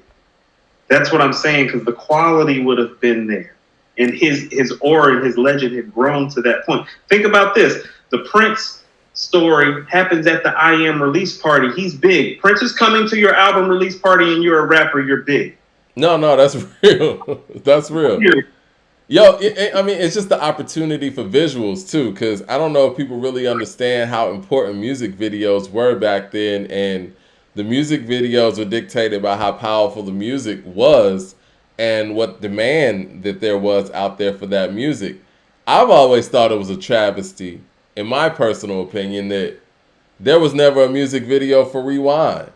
Now, I give them credit. They did a video for One Mic, which I think was kind of unorthodox for the time as well, and it was a powerful video. But I think it's tragic that there wasn't a music video for Rewind. And I truly believe in my heart, if Eminem made Rewind, there would be a music video for it. Mike, I want somebody, because I know there are a lot of heads out there and we have a lot of Nas heads on our page. The version of I Am that I'm talking about starts off with Fetus. Fetus is the first record. Mm-hmm. Like the way he's talking on Fetus, that's the intro to I Am. That's the real intro to I Am, not that long extended intro with Jungle talking about melting your do-rag with a fucking slug. That's not the real intro. Fetus is the real intro. So the real version of I Am starts off with Fetus, and this is what I'm saying. People can try to find it if they can, because I've not been able to find it since. But track 1 is Fetus. Track 6 is Papa Was a Player. Track 10 is Drunk by Myself. I remember that about the order. Joshua Stone said XXL reviewed the bootleg and gave the CD a XXL. They should. It's the best. It's better than It Was Written. Or I don't think people understand what I'm saying. Most people think It Was Written is the second best album of his career. Until Magic. Some people think Magic is better than It Was Written. But I'm telling you, I Am, the original version, is clearly better than It Was Written just because of the production alone. Well, rhyme-wise, he's right there. Rhyme-wise, he's right there. It's that guy. He's not as fluid. How about this, Mike? There are no Taken in Blood or Silent Murder moments or I Gave You Power moments, like that all-time great MC moment, but the moments are there. You know what I'm saying? Like, they're there. Hudson says it's a Nas I Am autobiography on YouTube. I got to check that out because all of this is very, very interesting stuff. And And we talk about the work ethic that Nas has now. It seems like that's always been the case. He just has the freedom to release what he wants to release now. Shout out to Uncle Fram for the super chat. Go ahead. Hold on. Uncle Fram left a very poignant comment. He said something too. He said, "Coop, make sure you give OC and Special Ed their flowers." Yeah, we were talking about them earlier. He said OC's in my top 3, and Ed is in my top 10. Hold on. The mission is still fire to this day for me. So hold on. So tell Fam that the comment that he left is actually part of what made me think of OC, because Fram talked about a lot of the things that Jay-Z utilizes when he speaks.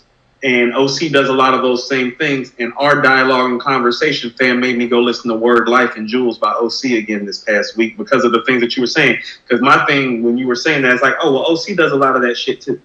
Man, this is a masterclass in lyricism and, unreleased material and all of that, man. This is good stuff. Let's get to, we're like 2 hours in, man. Let's get to these ratings real quick. Yeah, one more super chat says, Jay Short says $5 just for taking talking about the original I Am. Of course. Look, I want to dig more into this because I think this is some real interesting stuff. And I think that these type of moments change the trajectory of hip hop, because you're right. No, this is the moment. It changed his. How about this? I Am is the gap that Jay-Z really filled. It is. It really is. He didn't fill the Big and Pac gap. Nas had it. I Am was what was going to fill it. Right. The thing is, man, and I've said this too, like when it comes to Atlanta, I feel like, I want to say this carefully. I've always blamed Goody Mob's World Party for opening the door that people like Pastor Troy in the Moment and Miracle and all that stuff, like they opened that opportunity because it was Southern Playalistic, then boom, Soul Food, then boom, ATLians, boom, then you got Still Standing, boom. Then Akumanai, like, there's no room for no bullshit. And then when World Party came, the floodgates opened. And this is a similar thing. When Nas dropped this, it's like, oh, Jay, have your way with New York. King of New York, wide open. Listen to what I'm about to tell you. Let the Rhythm Hit 'Em got 5 mics in the source. It's Rakim's 3rd album. I'm going to name some of the songs off here. Let the Rhythm Hit 'Em. I just talked about No Omega on Wednesday. I love Let the Rhythm Hit 'Em, the song, and No Omega. In the Ghetto, Mahogany, Untouchables, Set 'Em Straight. Listen to what I'm telling you. This album is not touching I Am, the original version. This is what I'm saying. This has Mahogany and Let the Rhythm Hit 'Em and No Omega on there, and it's not touching the original version of I Am. And that got 5 mics. So when you're talking about changing the trajectory of hip-hop, that's what I'm trying to tell you. Is like, oh, this GOAT conversation was about to be over in 1998, 99. Shout out to the super chat. I can't really pronounce the name. He said the bootleg era was crazy during the early 2000s. I was getting albums 2-3 weeks in advance. Yeah, it was. Especially up top. I'm sure I'm probably from New York or somewhere on the East Coast. I mean, the other thing I was gonna say too before we get over to the rating system, man, like that was just. Let's keep it real, man. Let's just say that was the solid album. And that actually got released in the way that it needed to be released. There is no Nostradamus. And he showed us, even with the I Am, he seemed to be sabotaged, right? I Am sabotaged, Nostradamus was rushed. They both came out in the same year, right? April and then November. Yeah, same year. So that's the same album. Cancel that out. So let's just say this album drops in the way it's supposed to. Stillmatic's next. Go. What are we talking about? Then Godson. Yeah. Yeah. That's what I'm talking about. So imagine if it would have went Illmatic, It Was Written, The Real I Am, Stillmatic, Godson. We need to explore this further, and I don't even want to say in another show. I think this needs to be a real investigative thing that we need to go into with this one. it's a real thing. Mike. It is a real thing. Like Mike, he's always been my favorite MC, and I know we have a platform, and sometimes people think that I'm tripping. It's like, no, it's a real thing. It was real. I watched it happen. The dude hopped up on a bootleg version of his classic album with Nas's Light playing in the background and said, "Please stop." While he was recording Nas's Light. Well, he's recording Nas's Light. That's wild. Which isn't on this version that is still better than Let the Rhythm Hit Him. I want you to understand this. New York State of Mind Part 2 and Nas's Light is not on the version that I'm talking about. And I love those records. And it's better than Let the Rhythm Hit Him without those records. This guy was in a zone from 94 to 99. I mean... Shit crazy. Like I said, even if we pick it up in 2001 with Stillmatic. Blood of the Slave. Because in my personal opinion, I think Stillmatic might be his second best. I've always said Stillmatic is his number 2 or 3 best album. I mean, I've kind of swayed between that and It Was Written, but I think that Stillmatic just has heavier home runs than It Was Written does. He's a better rapper on It Was Written. And, you know, that's not by a lot because he's very impressive on Stillmatic, but, you know. So, how about this? Stillmatic is where you know that this guy has really become a great songwriter now, but the all-time great lyricist exists. Like, how about this? It Was Written's a GOAT performance. It's like, well, I'm the best rapper on the mic. Here's why. On the planet. But yeah, period. Yeah. Like, how about this? It Was Written. The performance of it is very much like Michael Jordan's 87-88 season where he scored 37 points. It's like, well, you can't stop me from doing any of this, so I'm going to do it.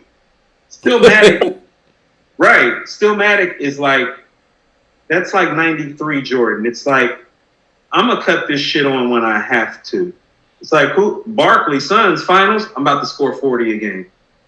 Yo, the mods, can y'all, we got some spam in the chat. Y'all can take care of that. Appreciate that, Terminator 2. We're going to get onto this rating system. I know we said we're going to do that, but this is a very interesting subject, and I'm glad we've gone on this tangent. Shout out to Blue Collar Hustler. He said, Coop, we'll have a heart attack when we start talking about Death of Escobar album and what Nas was going to do to the entire industry. Let's talk about the Death of Escobar album real quick. I mean, or the Primo album, or the Nas. I don't want to. I don't. Let's go it's painful stuff, man. I love it though. This is great material. What about the Nas Primo album that was supposed to have the 10-track Nas Primo? Never mind. Just let's go. All right. So I got back on the screen, man. You know what? I love the way I was able to actually redo these charts so people could see things a lot clearer. And we can have some real discussions. Hopefully y'all can see everything clear on the screen. But what we want to know what people disagree with and what might need to be changed. I'm just going to go through the scores here, and we'll just expound upon them and see if anybody has any issue with anything. And y'all let us know in the chat if you have any issue with anything. Go ahead. I mean, see, before we go through this, I would think to myself, is this opportunity for us to change some of our rating scales and to put some things on the 1 to 5 scale? We can do that? Yeah. We can do that. I think this is the perfect day to do that. Shout out Daniel, excuse me. Shoot, where'd the super chat go? He said, the original I Am is a masterpiece. Thank you for the I Am rant, but Ghetto Prisoners should have won a round. Hate Me Now as well. You think Hate Me Now is better than Hard Knock Life? It's not. I don't think so. So hold on. So back to Uncle Fram, I know he's watching, and so this is what I'm talking about when I say that I think Nas is the greatest MC of all time, but I critique his missteps fairly. Like that 7-song run in I Am after Favor for a Favor with Scarface is terrible. Yeah, it's all terrible for his standards. AKs and Curtains with the $20 super chat. Appreciate you, folks. He said, y'all ever thought about doing an honorable mention after every 10 y'all rate? Like cats that fell to the wayside, but a dope example of Mortal Technique, Paris, Heavy Metal Kings, Jungle Brothers, etc. I love the Jungle Brothers. Yeah, we're just continuously adding onto this list. But yeah, Jungle Brothers, man. I think Mike G from Jungle Brothers is underrated. And Africa. Africa had flow. Africa had flow. They both have flow. I prefer Africa, but I do too. Yeah. But yeah, they both have very unique styles and flows, and you could tell Pharrell was very inspired by them. The way he approaches the mic when he spits. Yeah, definitely. It's the funkiness which he approaches the mic. I was actually thinking to myself, that's one of those guys I need to go brush back up on because I've not listened to some Jungle Brothers in an extremely long time. Yo, Straight Out the Jungle is fire. I listen to Straight Out the Jungle all the time, actually. Really? Yeah, I do. No, but again, I also listen to People's Instinctive too. So right, that's right up there, Alex, Mike. I was about to say I'm a weirdo. Right? No, Mike. You're not a weirdo. That's just everybody's got their rap nerd lane. So I'm going to tell you something I realized the other day, Mike. I love Rakim, Slick Rick, and Cool G rap more than I love KRS and Kane. It's just my personal preference. I like the MC. I like the fly nigga. I like the street nigga. You feel me? I'm with you. You know, I'm gonna say this. Rakim and Slick Rick are Rakim, Slick Rick, and Chuck D are my favorite 80s MCs. But growing up, it was Slick Rick hands down. Like, he was just different, man. Like, his approach was just something else. Yeah. I could listen to Slick Rick rap all day. All day. Shout out to Ryan Gillum with the super chat. He says, what if Nas and Black Thought made an album together produced by Hit Boy and Salaam Remi?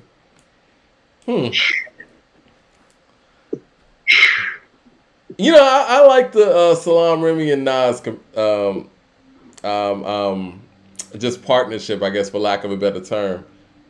But they had some huge makes and huge misses. That's my problem with them. They hit. Oh man, when they hit it out the park. But when they miss, man, they miss. Because Made You Look is otherworldly. Imagine if Made You Look was on Stillmatic instead of Got Yourself a Gun. Never liked Got Yourself a Gun personally, but hold on, Mike. If Made You Look is on Stillmatic, then that's his second best album. Yeah, straight might like be fighting for first if we traded it out for Got Yourself a Gun and take off Braveheart Party. There we go. If we're taking off Braveheart Party, now we're fighting with them. Right. Nas the GOAT says Rick Ross is not a 13 lyrically, and he's in my top 10. Where is he? Put him there. You can't put him that close to Nas, Jay, Raekwon, and Ghost. Okay, and on that note, let's get to this chart. Right, and he's right, because guess what? I was having those feelings about Busta Rhymes earlier with the 14, wasn't I? You did say that. Yeah, all right. It's not right. Okay, so Biggie's 14 lyrically. Anybody got a problem with that? Voice 10, delivery 10, storytelling 10, catalog of albums 12 out of 15, collaborations 10, longevity of records. Is that 5? I did that wrong. Longevity of career is 5. Yeah, longevity of career is 5, where longevity of records is 10. Easy. You know, just swap that out, whatever. I mean, it's still the same ultimate score. And then we got, let's see, songwriting skills 10, legacy 10, live performance 8, content 7, intangibles 10, hook game 10, versatility 10, overall score 146. I don't think anybody has a problem with any of that. Do y'all have any issue with any of these Biggie ratings that you see so far? Okay, so how are we going to change the ones we're taking down to 5? Do you want to take them down now, or you want to do that behind the scenes later and get? Let's do that now. Which one should we take down to 5? Which one? I want to ask the people out there too. Which of these categories do y'all think need to be on a scale from 1 to 5 as opposed to scale to 1 to 10? Yeah. You think hook game? I think we talked about hook game because it's not fair to previous generations. Okay. And I think that's a fair assessment because, you know, in the 80s and early 90s even, people weren't asked to do hooks in the way that they were asked to do hooks moving forward. You want to know what's crazy, Mike? There is something going on around 1993 with hooks. 1993, Mike.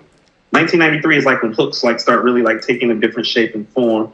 And it is Midnight Marauders and Enter the Wu-Tang. I was actually thinking about award tour, like the full hook of it. And I was thinking, hold on, how many classic rap songs to that level have full hooks like that before it? Think about it, Mike. No, you're right. Some people are saying live performance and intangibles. I think performance is important. Yeah, I mean, Mike, I'm cool with intangibles going down to 5, though. I'm cool with intangibles, not live performance, because here's why. You want to know it's a 10. How do most artists make their money? No, for real. I mean, hip hop started out in the park. Right. So Biggie's hook game would be a 5 if we're rating it on the scale, and his versatility would be a 5 if that's the one we're going down to. I don't want versatility going down to a 5. I'm cool with intangibles going down to a 5, though. Well, okay, you want intangibles to be the 1 through 5. Yeah, intangibles. Okay. Because I think legacy is important. I think songwriting skills is important. I think versatility. Yeah, because none of these things are gonna, like you said with the hook game, it has to be one of those things that previous eras are gonna be penalized for. How do you feel about collaboration still? Because that's something that previous eras could still. Because I'm looking at just. Hold on, how about this? Here's what I base it off of. So let's look at some of the stuff that Rakim and KRS didn't score as high as their as the people that seeded them, as in Nas, Jay, and Big. Well, that would be collaborations. Mm-hmm. That would be hook game, and those would be the 2 main ones. So I think hook game and collaboration should just go down because those are the 2 things that we can identify that is going to get older MCs who are possibly just as great docked more than they should be docked. Okay. What do you think about intangibles? You want to keep that where it's at? I'm not super big on the whole intangibles thing anyway, because I feel it might be the hardest thing to judge or qualify, obviously, because it's intangible. So I'm cool with taking it down just because of the difficulty to grading. Okay. Jay Short with the super chat says, I'm curious as to why the production/beats weren't a 5 category. Well, I mean, you know what? I think that we kind of alluded to something earlier when we were talking about people's beat picking skills and all that. I mean, I think that could be in consideration, but maybe that's an intangible thing. I don't know. I mean, that gets really. I don't like that because that's also about your resources too and your team. Puff had Big in the room and the whole team of producers. You know what I'm saying? Big had Puff in the room. Big had Puff in the room, right? Advantage. Yeah. Yeah. Advantage Jigga, serve like Sampras, play right like a campus. Tigra, son, you're too eager. You ain't having it? Good. Me either. That's a 15. Get together, make this whole world believe it. Am I raining? Screaming. All right, let's get to it. Ghostface lyrics 14. Voice at 8. Ghostface's voice being an 8. You got a problem with that. I felt like you got a problem with that. I've never loved Ghost's voice, and I'm going to tell you why I gave his voice an 8. Because his lyrical skill never hurt him as much as his voice did to his contemporaries in the clan. The people that were ahead of him had better voices than him, succinctly. You're judging him based on Method Man, Raekwon, and GZA sound. Old Dirty Bastard. I don't think GZA has a better rap voice necessarily. I would put GZA at about an 8 too, because his voice can be a little dull and not as sharp as his lyrics are. But vocally, he's not in like Dirty or Meth or Ray's wheelhouse in my mind, and nothing has changed about that. So he's not even close to I guess, man, and I know we talked about this earlier, not to cut you off. We talked about this earlier, and we're trying to judge people in their totality and not in their prime, and so we're looking at everything. I guess for me, I'm thinking about Ghostface in 98, 99, 2000 when he was jumping on shit with Charlie Baltimore and jumping on Miss Fat Booty Part 2, and his voice was just cutting through. Right. So if we talk about the totality of it, I'm cool with an 8. But hold on, because Mike, even the guy on Wu-Tang Forever doesn't sound like that in 97. That's what I mean. Like lyrically, he crept up on them every year, but vocally, he didn't get there till they were already 4 or 5 years in. Yeah, I mean, and he ended up becoming the best member of the Wu-Tang Clan. No. I think we all know that at this point. If we're ranking Wu-Tang Clan members, we all know who's number 1. Yes. I see a lot of people saying 8, and I see some people saying 9. Me personally, I would say 9, but the only reason why I would deal with 8 is over time, his voice didn't stay the way that it did at its peak, and before it wasn't there. So I'm cool with 8. Yeah, like that guy on Protect Your Neck and Can It All Be So Simple. That's not the guy that's on 1. No, it's not.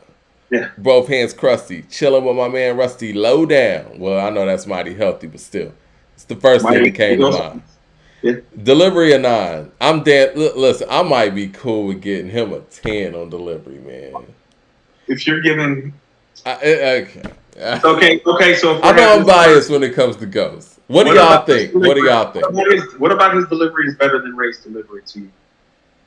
His flow. Well, you just mentioned one where he just goes on a whole tangent. Waiting for Jake. We got 8 ravioli bags. Or his like crash through, break the glass, Tony with the goalie mask. That's the pass. Heavy ice roller laying on the grass. Love the grass. Cauliflower hurting when I dump the trash.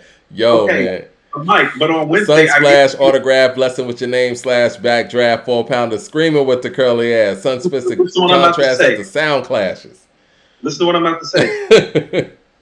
What Ghost is doing on 1, isn't Ray doing that on Daytona 500 like 5-6 years sooner? I think that his flow ended up being better than Ray. Now, I'll say Ray is more consistent with the flow. Shout out to the super chat here. It says KRS-One would destroy all the 80s babies in a versus and with a 50 piece. He said catalog too strong. KRS-One equals slamming lyrics and beats unquestionable. Yeah, man, I don't think anybody really wants it with KRS in the verses. It should have been, I said this when it happened, it should have been KRS and LL, to be perfectly honest. It really should have been. That's what it should have been. But because LL has the hits to withstand all of that live. That would have been a really good contrast. They both have a long catalog, have a very notable catalog, and are great live, and their music translates live. Right. Ooh, can you imagine KRS-One doing My 9mm Goes Bang, and then LL coming right after him and doing Rock the Bells? You know, because you would have to do some hard. LL Cool J is hard. What we should have gotten was Rakim and Kane, and we should have gotten LL and KRS. That's what should have happened. Yes, but we don't run it, Mike, but we will be soon. And Drell Green says Volume 2 versus I Am was fairly close, despite being Jay's 6th best album versus Nas' 10th best album. 9 to 6 isn't close. 9 to 6 isn't close. Y'all are wild, man. Let's put it in soccer terms, okay?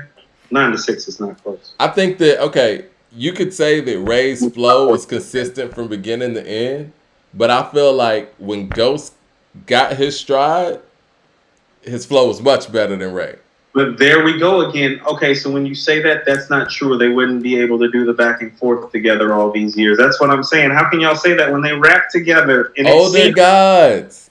Come on, man. Y'all roll like a bat out of hell. Evil acapellas, fly spitting out of my grill. No. Mike. We like Dorothy Hamill on ice. We might circle. Yeah. Woo! Yeah, epic. Okay, they don't have the same rating when it comes to delivery? Oh, yeah. Okay, they do. That's what I'm saying. If you give a Ghost a tip, Mike. Yeah. You're bringing up Older Gods on Volume 1. Mike, that's track 8 on Volume 1. How about track 9 on Volume 2? The MGM. Right. Okay. You don't even know who wrote what, Mike, or who flowed what. You still got Ghost and Ray's back and forth over Styles P and Jada, right? No, Jada and Styles have just done so much work on so many epic tracks. I don't think it's fair to them. But what I'm telling you is the seamless nature with which Ghost and Ray do it when they do it, Mike. No, it's true. I think that individually, man, it's hard to say it like that because I know we got a lot of Jada and Styles fans. In my personal opinion, I think individually Ray and Ghost are better than Jada and Styles, but I think Jada and Styles are a better combo. Hold on. But this is what I keep telling people. Everybody says that. Where's the proof? Where's the proof? Because you want... What are you talking about? Proof for who? Hold on. Mike. Proof. Can it all be so simple on Enter the Wu-Tang? Mike. That should have been the verses. Mike, proof. Investigative reports on Liquid Swords. Mike, proof. Only built for Cuban Links 1 and 2. Proof, Iron Man, Proof, Bulletproof Wallets. So you want to see a Jada and Styles full album? Jada and Styles do not have the catalog to speak to this. Y'all are talking about skills. Y'all are talking about some songs. We talking about classic albums. These guys have made doing songs together. Classic albums. Classic. How many classic albums are in the Locks camp? Period. Because Ray and Ghost, off their everything Ray and Ghost did before 2005 supersedes the classic shit the Locks have done their whole career. That's a fact. That is a fact. We got Iron Man, Bulletproof, Supreme.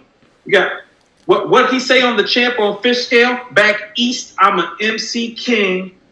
Since Cuban, Pretty, Bullet, and Supreme. With that being said, I think we have to kind of rate Ghost and Ray similar, to be honest. Except on the storytelling. That's all Ghost. Storytelling, songwriting. Yeah. Other than that, they're about the same. I told you, Ray's got a better voice. I gave Ray's voice a 10. Uh-huh. But I gave Ray's songwriting an 8. And to be honest with you, if we're going to go tougher with it, we about to go down on that, actually. So, let's finish Ghost. Okay, let's finish Ghost. Ghost storytelling, 10. Easy. Catalog of albums, 15. Collaborations, we got 8.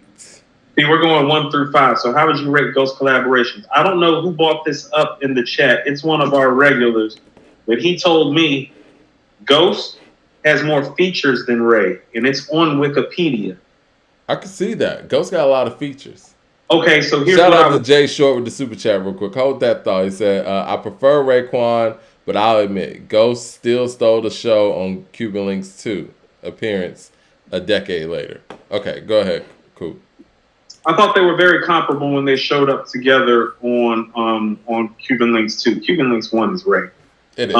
It is. Iron Man is Ray. Yeah. Right. And I'm a Ghost guy. Right. So understand, most of the time when they've shown up together, it's actually been Ray, Ghost, and here's where Ghost really excels. Well, when you take Ray away from Ghost, Ray's not the same album maker. When you take Ghost away from Ray, Ghost is arguably the greatest album maker of all time, and that's the real separation. Well, the separation is Supreme Clientele.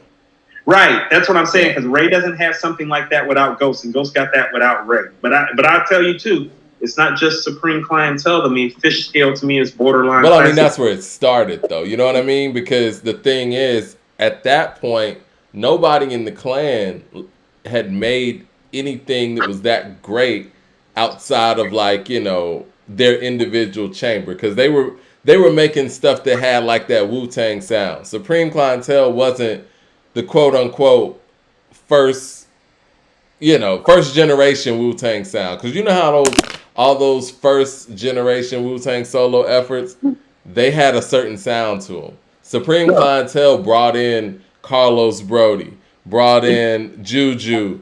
That was the first time that anybody successfully did that out of the Wu. Supreme Clientele.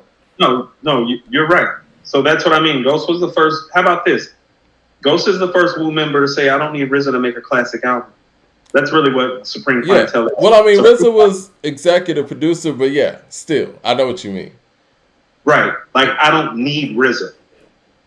Right. Well, RZA was involved, but I know what you mean. Because the other stuff, he was so hands-on. And I think that was an achievement for both of them, where RZA could I also say that, you know what, I can really executive produce too. I don't have to produce everything. So, crowning jewel for 2 reasons. One, on an executive production side, that's RZA's crown jewel to say, I don't have to make the beats to put the album together to show you that I'm great. That's Supreme Clientele. And on the MC side, I don't need all of RZA's quirky ass innovative tracks to be one of the greatest rappers of all time. And I don't need Ray on every track either. And so that was an independence thing. And I think it was the only Wu album in that time period that successfully did it. I mean, but Nigga Please was around that time too, but yes, Nigga Please is the same time, but also let's go to circumstance. Well, Ghost got locked up and got sick, so he was separated from Ray by jail and by health issues. This is true. So we don't know what happens if Ghost don't go to prison and if Ghost don't get sick. Now, I don't think Supreme Clientele comes out the way that it did. It doesn't, because you want to know what really happens. I think if Ghost doesn't get sick, I think right after Wu-Tang Forever, they go do it again. Like, I think Purple Tape 2 or Iron Man 2 happens right after Wu-Tang Forever if Ghost don't get sick. Or I think it's got with the prison, then went sick. That isolation to do something to you where it's like, you're in deep reflection and you just go. Him and RZA went to Benin, Africa to help find a cure for him. He was dying. See, these are stories that need to be told. Oh, you ain't heard the Supreme Clientele stuff? No, I've heard that, but I'm just saying, like, we don't hear it enough. Like, he had, like, literally, like, local doctors, that's where he got the flow from. Right. Or at least this is what he was saying on Drink Champs. Right. So also, too, Mike, I'll also tell you something, too. And I mean, not to be funny, because, I'm a believer. Benin is the witchcraft capital and epicenter of the world. It's where witchcraft started. Yeah. Benin, Africa. Keep going. Okay. 15 on album, catalog of albums, and then we got collaborations. We got 8. So it needs to be 1 through 5. So that's where we were. Oh, that's where we were. I would say 4. Okay, so... But we'll go back and change those. I mean, because I can't really change it on the screen. I can change them in mine. That's why I'm doing it. Oh, gotcha. Okay. Yeah, go ahead. Why would you say 4 and not 3? Because I would say 3, and I'm going to tell you why. What memorable appearances? Because I can name Ray's memorable appearances, and Ray's getting a 5 for it. Name 5 memorable Ghostface features. Well, the first thing that came to mind was Miss Fatty Booty 2. I loved him on Stand Up. These are all remixes. That's what I'm saying. No, Stand Up with Charlie Baltimore. Oh, Stand Up. Oh, Stand Up is dope. Stand Up's crazy. Not to mention Holocaust, Silkworm. I loved him on there. Listen to the songs that you're naming. Your name is Stand Up with Charlie Baltimore and Holocaust. I also was going to say, what was it? The Game, Pete Rock. Ray's on there too. Ray's on there too. So is Prodigy. It's a great song. And he smashed all of them on there. So I don't agree with you. Special Delivery. Special Delivery is another remix. Mike, this isn't epic stuff. That's what I'm saying. Ray's got epic stuff. How about this? Mike, I'm about to hit you with one that's better than all that. Eye for an Eye. Okay. Well, hold on. Let me say this. Does Only Built for Cuban Links count as a collaboration?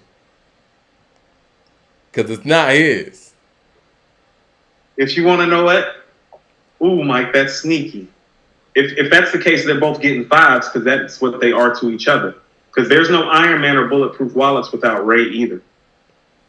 There's no Built for Cuban Links or Only Built for Cuban Links 2 without Ghost. Agreed. So if that's how we're rating collaborations, you want to know what? I'm cool with that. If that's how we're rating it, then we're giving them both 5s. Okay. Yeah. All right, cool. They did collaborate with each other and make all-time great classic albums, did they not? Exactly. And you just went through all that when we were talking about Styles and Jada. No, you're right. And so understand this, Styles and Jada won't be getting that 5 on collaborations. No, because they don't have that amount of collaborations together. Now, Jada could get 5 on collaborations, but Jada's got a lot of memorable. That's his, really, to me, I think that's one of his high points. Yeah, no, you're right. Okay. Yeah. Okay, let's finish with Ghost and Movie. Okay. All right, so we got longevity of career. That's a 10. Yep. All right, and let's see. Songwriting skills. 10. Mm-hmm. Legacy, 9. Live performance, 9. Content, 9. Intangibles, 9. So I guess that's going to end up being 4, right? I guess it would be 3.5. How would that go? 9s turn to 3.5s.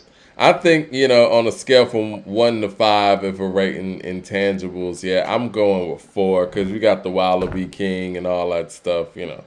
It's a step down from Slick Rick, I would say. Right. Hook game, 7. And on a scale from 1 to 5, that's going to end up being about a 3 as well, or 2. I would think that's a 3 for Ghost. Ghost is not a great hook guy. No. I would probably lean towards a 2 just because he depends on the soul samples and everything so much. Okay. And a lot of his hooks on his classic shit, guess who did them, Mike? Ray. Versatility, 8. Yep. Okay. I'm giving him 2 for the hook game, yeah. Okay, that's fair. Now we're going to go to Ray real quick. So Ray lyrics 14. Yep. Voice 10. Yeah. Delivery 9. Storytelling 8. Yeah. Catalog of albums 14. Collaboration. Okay. Let's stop right there right quick. Okay.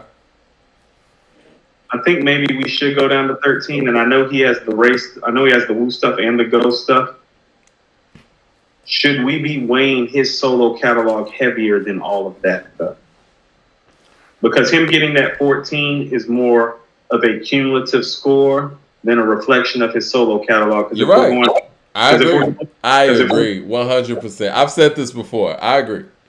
So I'm going to go down to 13 because I'm the one that called the 14, but that's about the Wu-Tang work and the Ghost work. No, I agree. But his solo career has been marred with some missteps. He does have the Purple Tape 1 and 2.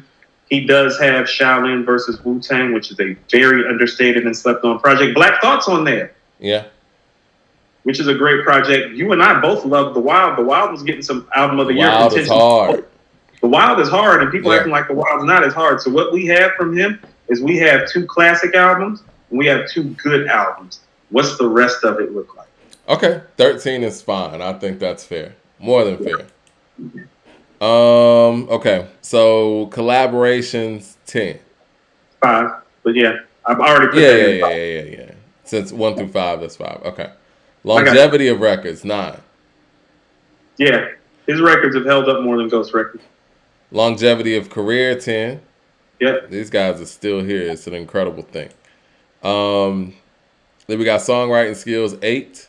I was thinking about going down a notch on there because I think what hurt those mediocre albums was his songwriting. You want to take that down to 7? I might have to. Go ahead. Yeah. Legacy 9. Yeah. Live performance 8. Mm-hmm. Content 8. Mm-hmm. Intangibles 10. That's a 5. Yeah. Hook game 8. That's gonna end up being what, a 4? Okay, so he would be somewhere in the middle for me. So I think an 8 would be a 3.5, and I think he would be accurate for that because I don't know if his hook game is super, super crazy strong, but I know he's dope. You know what I'm saying? He got Incarcerated Scarfaces under his belt. So yeah, I think 3.5 out of 5 is fine. Okay. Versatility 7. Okay. How are people feeling about this? Are people watching? Yeah. I'm looking at what people are saying. Nobody's disagreeing. I think we're not going to get. We're about to get to the disagreement. We're about to get all the disagreement right now. Right? Yeah. Hold tight. MF Doom. This is a whole situation here. MF Doom 13 lyrically. Now.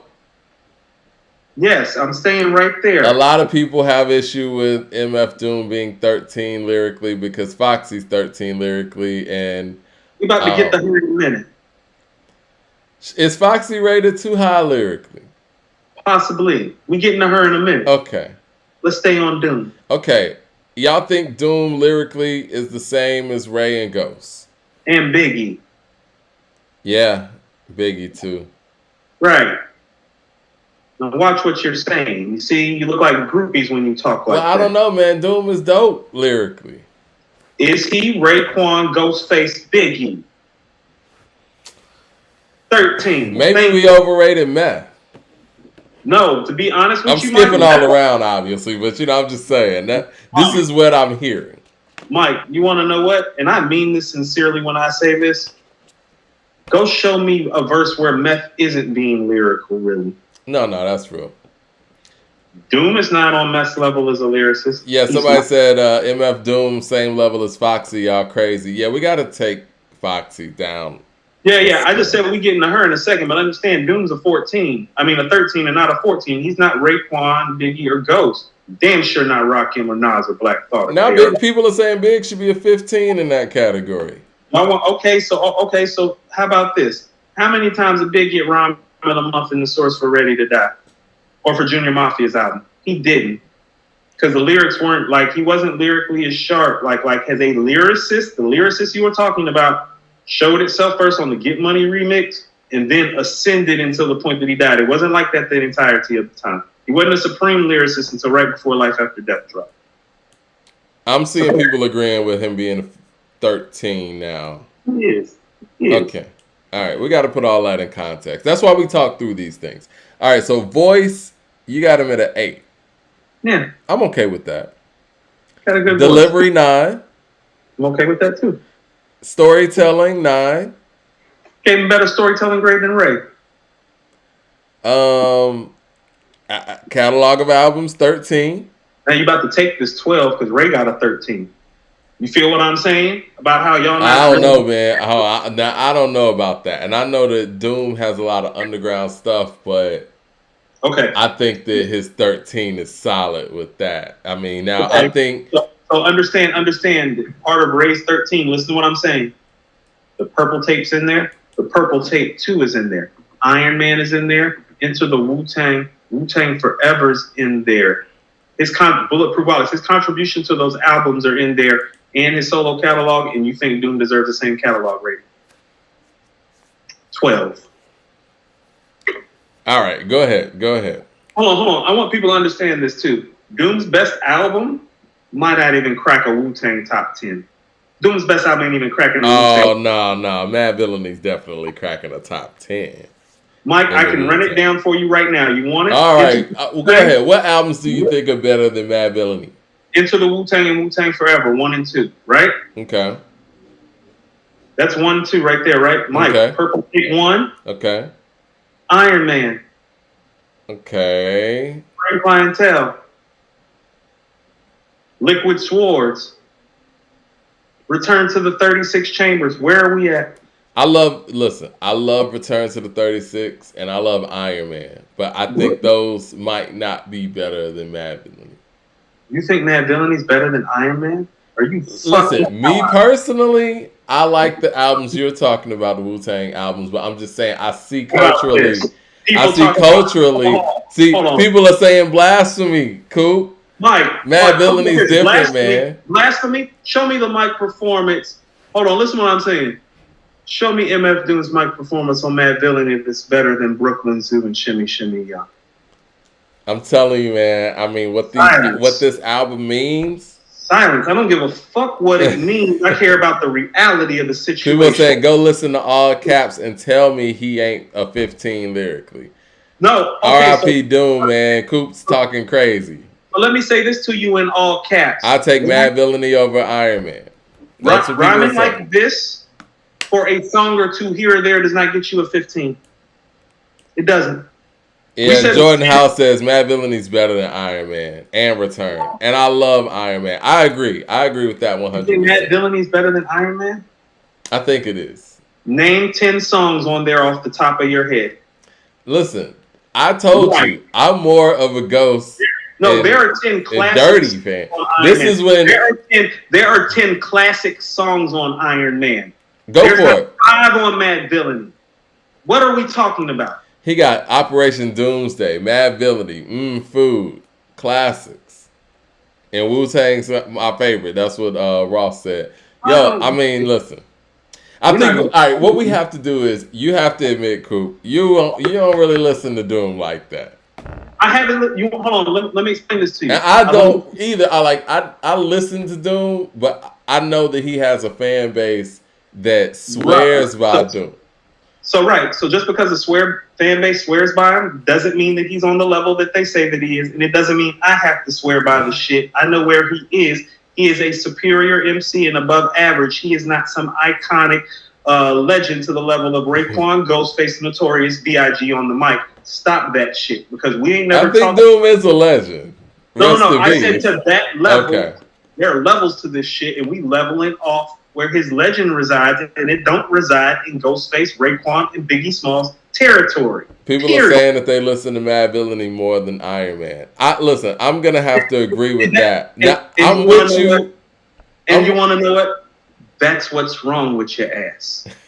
You're listening to the wrong shit. I think you're just not into it, man. I mean, listen. I'm not into it because it's not as epic as people make it out to be. Mike, Alfredo's better than Villainy to me. Come on, man. It is, Mike. Alfredo's better than Mad Villainy to me. When people be like swearing by this record, it's like, no, it's dope. He's great. Him and Mad live together. No, that's epic. I ain't holding on to that shit.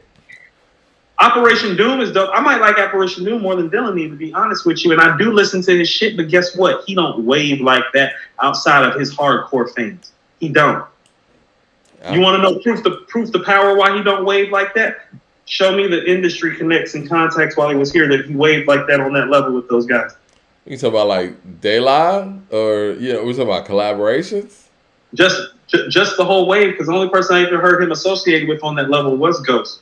Who else he dealt with on that level that you can even say that? How many do we have him sparring with people to the way we got Ray sparring with every great MC damn near who ever lived? That's what I'm saying. Like, the shit is a little misplaced, and y'all need to start understanding. He never really rapped next to none of the greats like that. We don't even know how to relate him to other cats because he never even rhymed next to them. Ray been rhyming next to Nas since this nigga was in his teens. Stop that.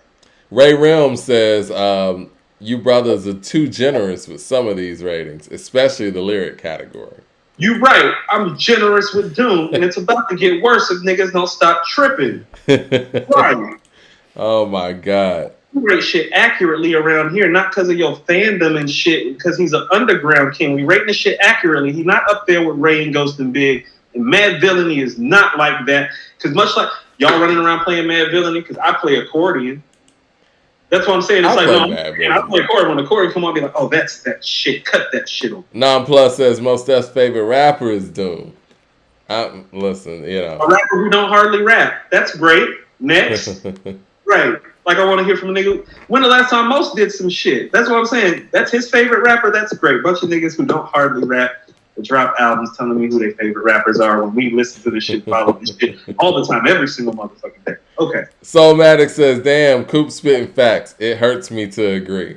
Because it's the truth. When you start leveling out, there's levels to this shit, and he is not on that A-list level. Okay. He's not. But I disagree with you on the Mad Villainy Iron Man thing, though. Is he better than Jadakiss? I don't think so, but there are people who not on that say level y'all talking about, because y'all talking about this nigga like he Kiss. Right, he's not Kiss. Panero and Kiss, okay. So you taking albums down to 12? He's not Styles either. Let's get that straight. The thing, all right, this is the thing, man. He's tough to rate. He's tough to rate because a lot of the stuff that we're measuring is kind of like impact that people who were on majors. Let me finish. He didn't have because he didn't have the machines that these guys have. Everything that he did was grassroots for the most part. I will say. What year is Mad Villainy? 2013? Nah, that was like 03. No, I'm sorry, that's 04. 04, hold on. What's the one that he dropped in 13? Is that Operation Doom? Operation Doomsday is like 99. I feel like he dropped something in 13, and I was remembering reading something. Hold on. Let's pull his shit up real quick. I'm pulling this shit up right now. Right now. Mad Villainy is a classic, y'all. Yeah, that's 04. Which one are you talking about? I'm trying to pull it up right now. Because Operation Doomsday was like 99, I believe. Yeah. Hold on. Zarface? Might be Zarface. Darnell Lee says, nobody listens to Doom. Let's get serious. Y'all are wildin', man. No, it's not like that. It's not like nobody doesn't listen to him, but it's like... He's a very abstract listen. No, it's not like that. Okay, Mike, you want to know what? How about this? This is what I tell you I think of. You know how you love Ab Soul? Yeah. That's the realm that I think MF Doom is in outside of a couple of albums. It's like he's dope, but he's more like B+. It's not an A-lister. Joe Bro says Coop don't even know his catalog. No, I don't. I couldn't remember the years. I couldn't. But that's what I'm telling you though, because his shit don't slap like y'all was saying that it does. They say he got 3 classics. Food was 03. I remember that. I don't. But I remember the Czarface me. No, Mike, this shit is not classic. No, Mad Villainy is a classic. The rest of this shit is not classic. No. Oh my God. Let's move on to the next category. Collaborations 8. I think that's fair. Well, it's going to be a 1 through 5. But Mike, who do you really collaborate with again? Since I'm not familiar with the catalog, tell me about these epic collaborations that he had. Well, obviously, De La. You know what I'm saying? Obviously, when I'm thinking more so collaboration albums. So when we're talking about huh? Yeah, I'm talking about everything though, like collaborative albums, producer collaboration albums. Well, I mean, him and Madlib. Yeah, Madlib. So is that what we're? Cesar. Him and hold on one second. You know what I'm saying, Mike? When you have to go through all of what we're going through to rate a guy, he not that dude, man. I love him, but he's not that dude. Like, much respect, peace, like all that shit. He's not that dude. He's a very interesting character because it's like he has. Interesting character ain't about to get you no A+ rating. But what I'm saying is, I think that his core, it's kind of like Tech Nine. Like, I like Tech Nine, but I'm not as into Tech Nine as some Tech Nine fans are. They could probably make a much better argument for Tech Nine than I could. No, you're Darnell Lee says Coop knows MF Doom's catalog like Mike knows M's catalog. Hey, don't do me like that. I know Eminem's catalog. It's just trash. It's different. I'm not saying this catalog is trash. No, you're not saying that. I'm saying that. But yeah, his collaborative albums, obviously with KMD, I'm not even counting that. Mr. Hood, Black Bastard. Oh, Mr. Grimes. That's what I was thinking about. And when The Mouse and the Mask with Danger Mouse. Mouse and the Mask. I remember that. Yeah, Scissorface. Donnell Lee said Mike's looking up songs on Google. Let me stop, man. This is because usually we know everything off the top. I'm not even gonna act like I know everything. So let's hold on. So let's stop for a second, Mike. What is it saying about this guy that most people acknowledge that we know our shit, and we can wax off the top of our head for over 2 years now at almost any MC that gets thrown at us. But when we get to this guy, you got to start looking. I got to start looking. We got to start asking questions. We got to start pulling shit up. You want to know why? That's that eye test shit that he's not that dude. That's what I'm telling you. Look at what we just did when we talked about Biggie, Raekwon, and Ghostface. It's like, oh, well, it's boom, it's that. And the conversations that we're having are so fluid because they're so legendary and it's known so well that we know what it is. We know where the weaknesses and the strengths lie. We know where the catalog lies. We know every fucking thing. This dude is not that dude. This is the proof of it because you are watching people who know their shit in and out that y'all have been saying that y'all know that we know our shit in and out all the time and giving us kudos, watching us struggle with this nigga. Because is it possible that there's an artist that you and I just don't really know like that? I mean, we know, but... No, Mike, I know his stuff. It just don't register enough to this level. And to be honest with you, when we said we were going to rate him, why did we say we were going to rate him? Because people were complaining that we hadn't talked about him. And really my sentiment was like, well, outside of Mad Villainy, what are we talking about? Okay, well, I'm going to go to Jordan. What are we talking about? Jordan House says he put a comment under one of our previous videos. I'm going to read his comment in reference to Doom. He said, I want to preface that while I'd personally give Doom a 15 lyrically, I ain't have no gripes with y'all giving him a 13. But to Coop's request on the stream to name 5 joints from Doom showcasing him as elite level, I got these. Gasoline Ears, Vomit Spit, Governor, Bada Bing, and Fargo. I'm sorry. I only knew one of those songs off the top of my head. That's the problem. That's the problem. There it is right there. Yeah. Because because Mike, if you ask me that about any other top 20 MC, like you can go name anybody else right now and name 5. I'll be like, oh no, boom, oh okay, boom. I don't know how many times I ask people to name something. Be like, oh yeah, they did make that. Mike, even with Eminem, we have sat here and you have been like, oh no, you got a point. Those are some records. Not this shit. Cheetos, Fritos, Doritos. Okay. Just get out of here. Me out of here. Longevity of records, we went 7. Longevity of career, 7. But we went 10. 10. You know what? I think I put the wrong thing. 10 longevity of career. But longevity of records was 7, right? Yes. Okay. Songwriting skills, 9. Legacy, 8. Live performance, 8. Might need to give his legacy a 9 the way y'all talking. I think so. Right. I think so. I'll change that on this side so we can put it in. Okay. Content, 8. Man, this is so difficult. Intangibles, 10, clearly. So that's going to be a 5, yeah. Hook game, 8. Versatility, 7. Shout out to Antonio out there. He says, Bonneville Villain, Mad Villainy, The Mouse and the Mask, and Foo are dope albums, but I understand where y'all are coming from. Because they're not classic. Except for Mad You know what this is kind of like? This is kind of like, you know, your personal favorite versus what it is. Like, one of my favorite rappers, period, Project Pat. But I'm not going to argue anybody down.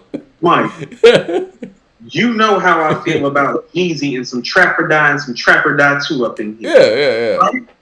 All right? Yeah. When we rate this man, watch how I score him, Mike. Yeah, no, that's fair. Like I said, man, Project Pat's one of my 10 favorite rappers, personally. And I'm going to score him closely, and I'm going to cut that Trapper Die 2 on, too, after he get these low marks. Let's go. All right. Give a fuck if it's your favorite rapper. Now let's get back to what's her name though. Oh shoot, how did this get here? Let me take Antonio's comment off. Okay, because that was throwing me off. All right, let's get to Foxy. Let's take Foxy's lyrics down to a 12 to keep all MS groupies happy. That's the first thing. I don't think they're on the same lyrical level, to be honest. They're not. I would, and then you got the questionable pen thing. So, okay, we'll take her down to 11 when you said that. Actually, that's what we're doing. Okay, 11. Not in the mood. Voice 10, delivery 10. Do we have a problem with Foxy Brown getting a higher ranking than MF Doom for those things, guys? Is that okay with you all? Storytelling 7. Yeah. Catalog of albums a 9 out of 15. She only has 1 album, really. No, she got 2. I'm sorry.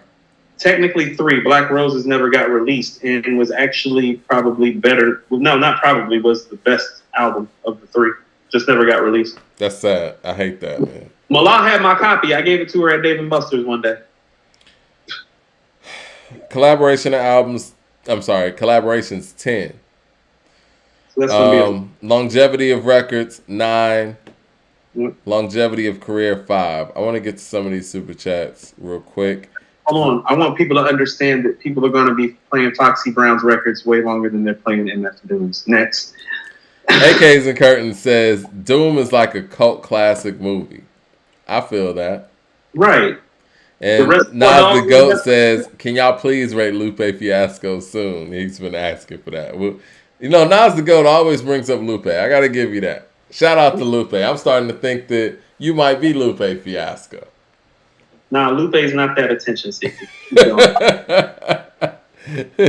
Nah, Lupe's great. Definitely campaigning for his favorite MC. No, I love that. Yeah. Okay. So, okay, where we at? We are longevity of career. We got 5 out of 10. Sorry about that. And okay, there we go. Sorry about that. We got songwriting skills 7.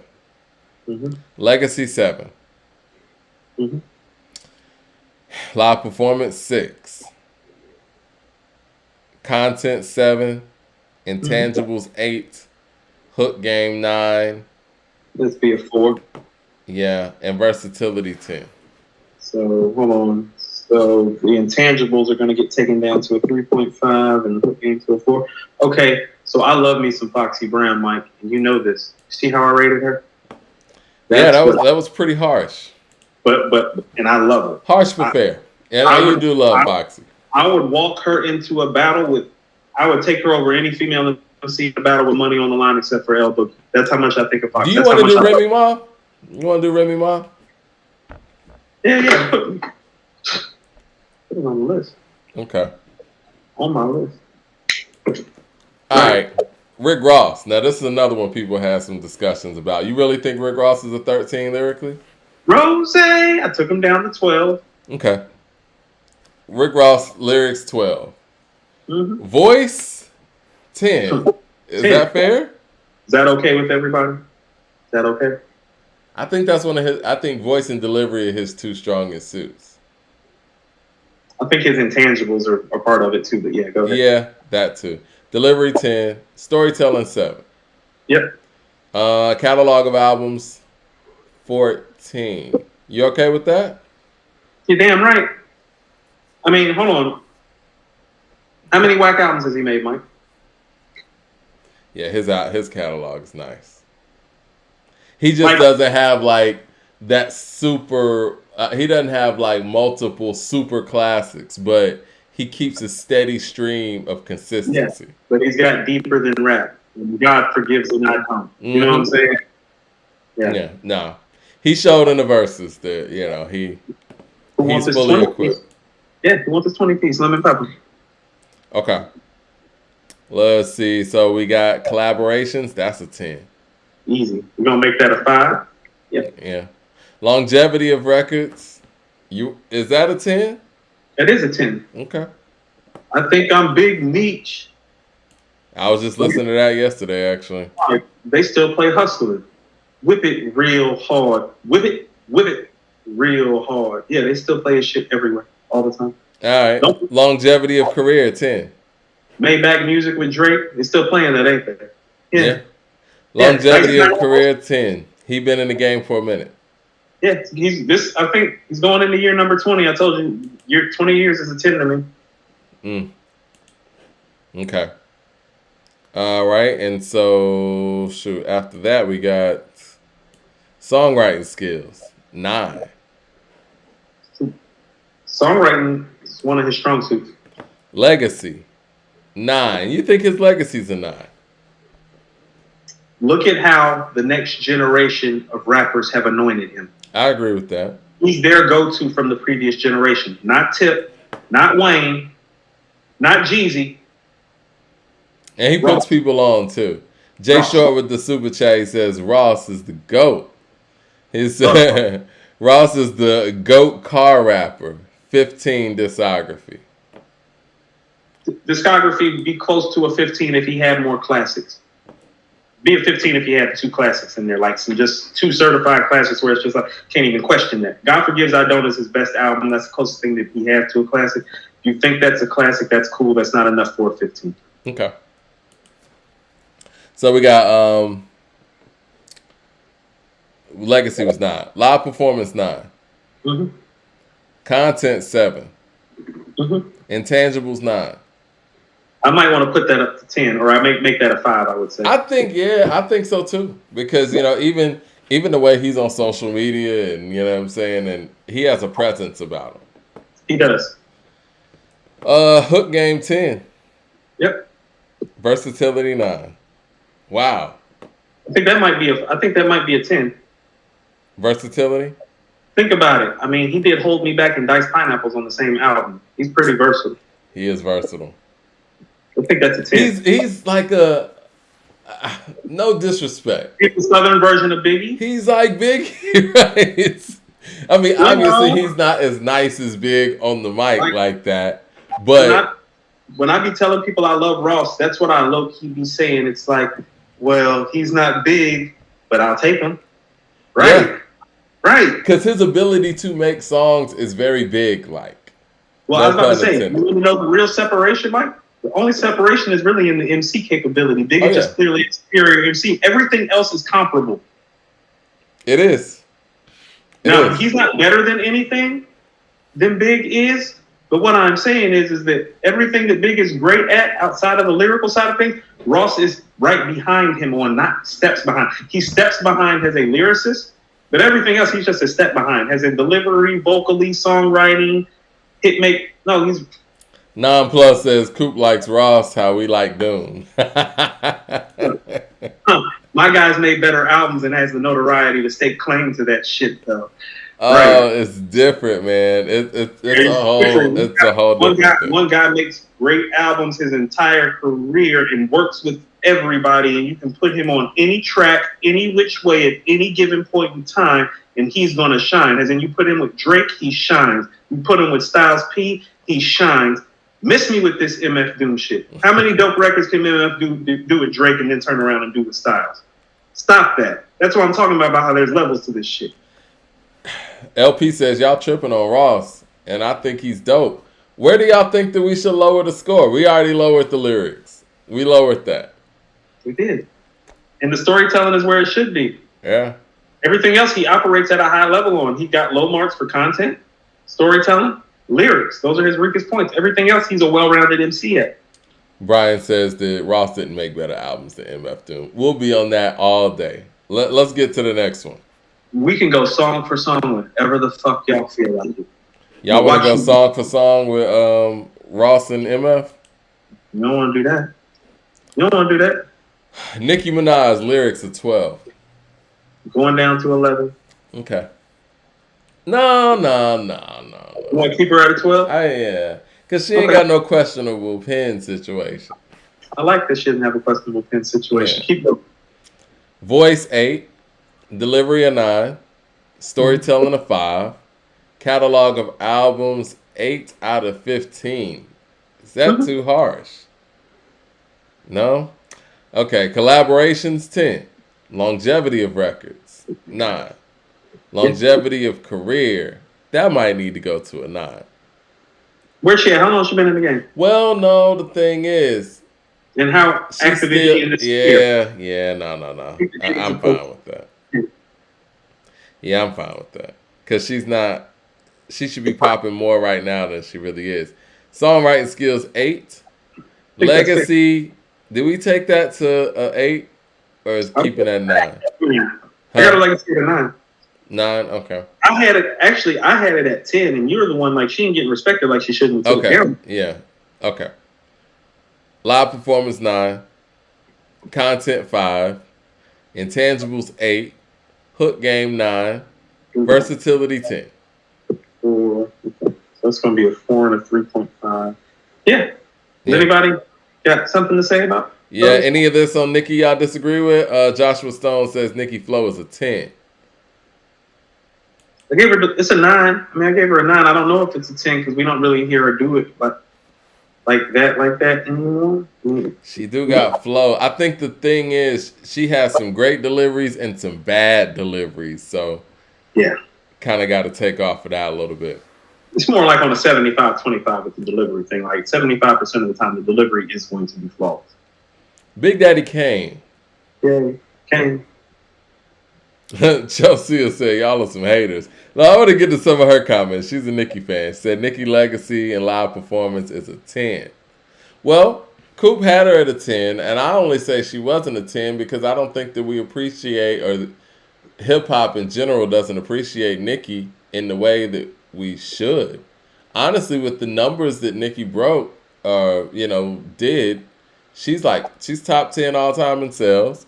Mm-hmm. I think personally, in my personal opinion, I think she could wrap circles around most, if not all, the female MCs that have done it on the mainstream level. She did it longer, and people don't treat Nicki like they should.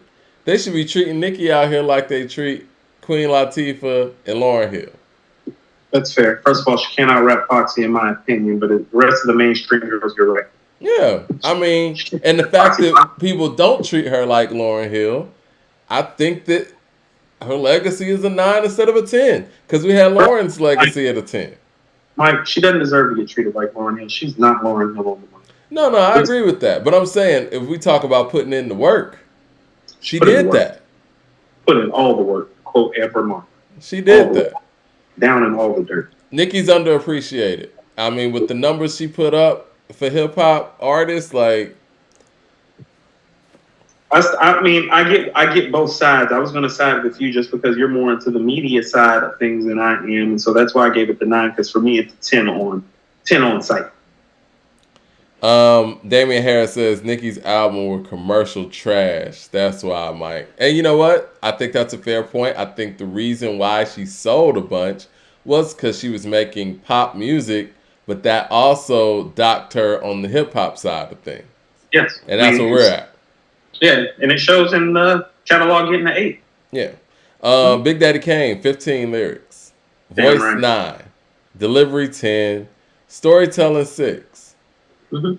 Catalog of albums 10 out of 15. Collaborations 9. Making that up. Okay. Yeah. Making that 4, right? Yeah. That Big L collaboration was crazy. Platinum Plus. Cats still want to know if they's as hot as he been. Longevity of records 7. Yeah. Longevity of career 10. He's still doing it really heavy right now. Yeah. Songwriting skills 9. I think that's one of his higher marks. He wrote for Biz Markie as well. Wrote the Vapors. He wrote the Vapors. We might need to take him up a little bit. Actually, you want to know what? The songwriting skills. Okay, let's look at 10 songwriters. Ghost, Big, Lauren, Scarface. We gave T.I. a 10 for songwriting. We might have to revisit that. Ice Cube, Tupac. Yeah, we got to revisit. We got to revisit and tip on the songwriting skills. I'm going and taking that down to 9 right And we'll keep Kane in a 9. And because he's, Yeah, we'll keep Kane in a 9. Legacy 10. Live performance 10. That goes without saying.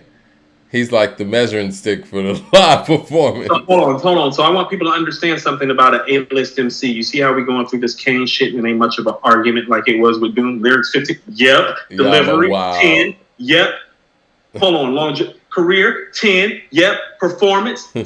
You see how easy this shit is when you're an icon, really? Fuck out of here with that. LP says longevity of career 8. No, he's still around and been doing. Okay, so if you want to, there was a gap. I think that is fair. There was a gap. There was a big gap. He's around now.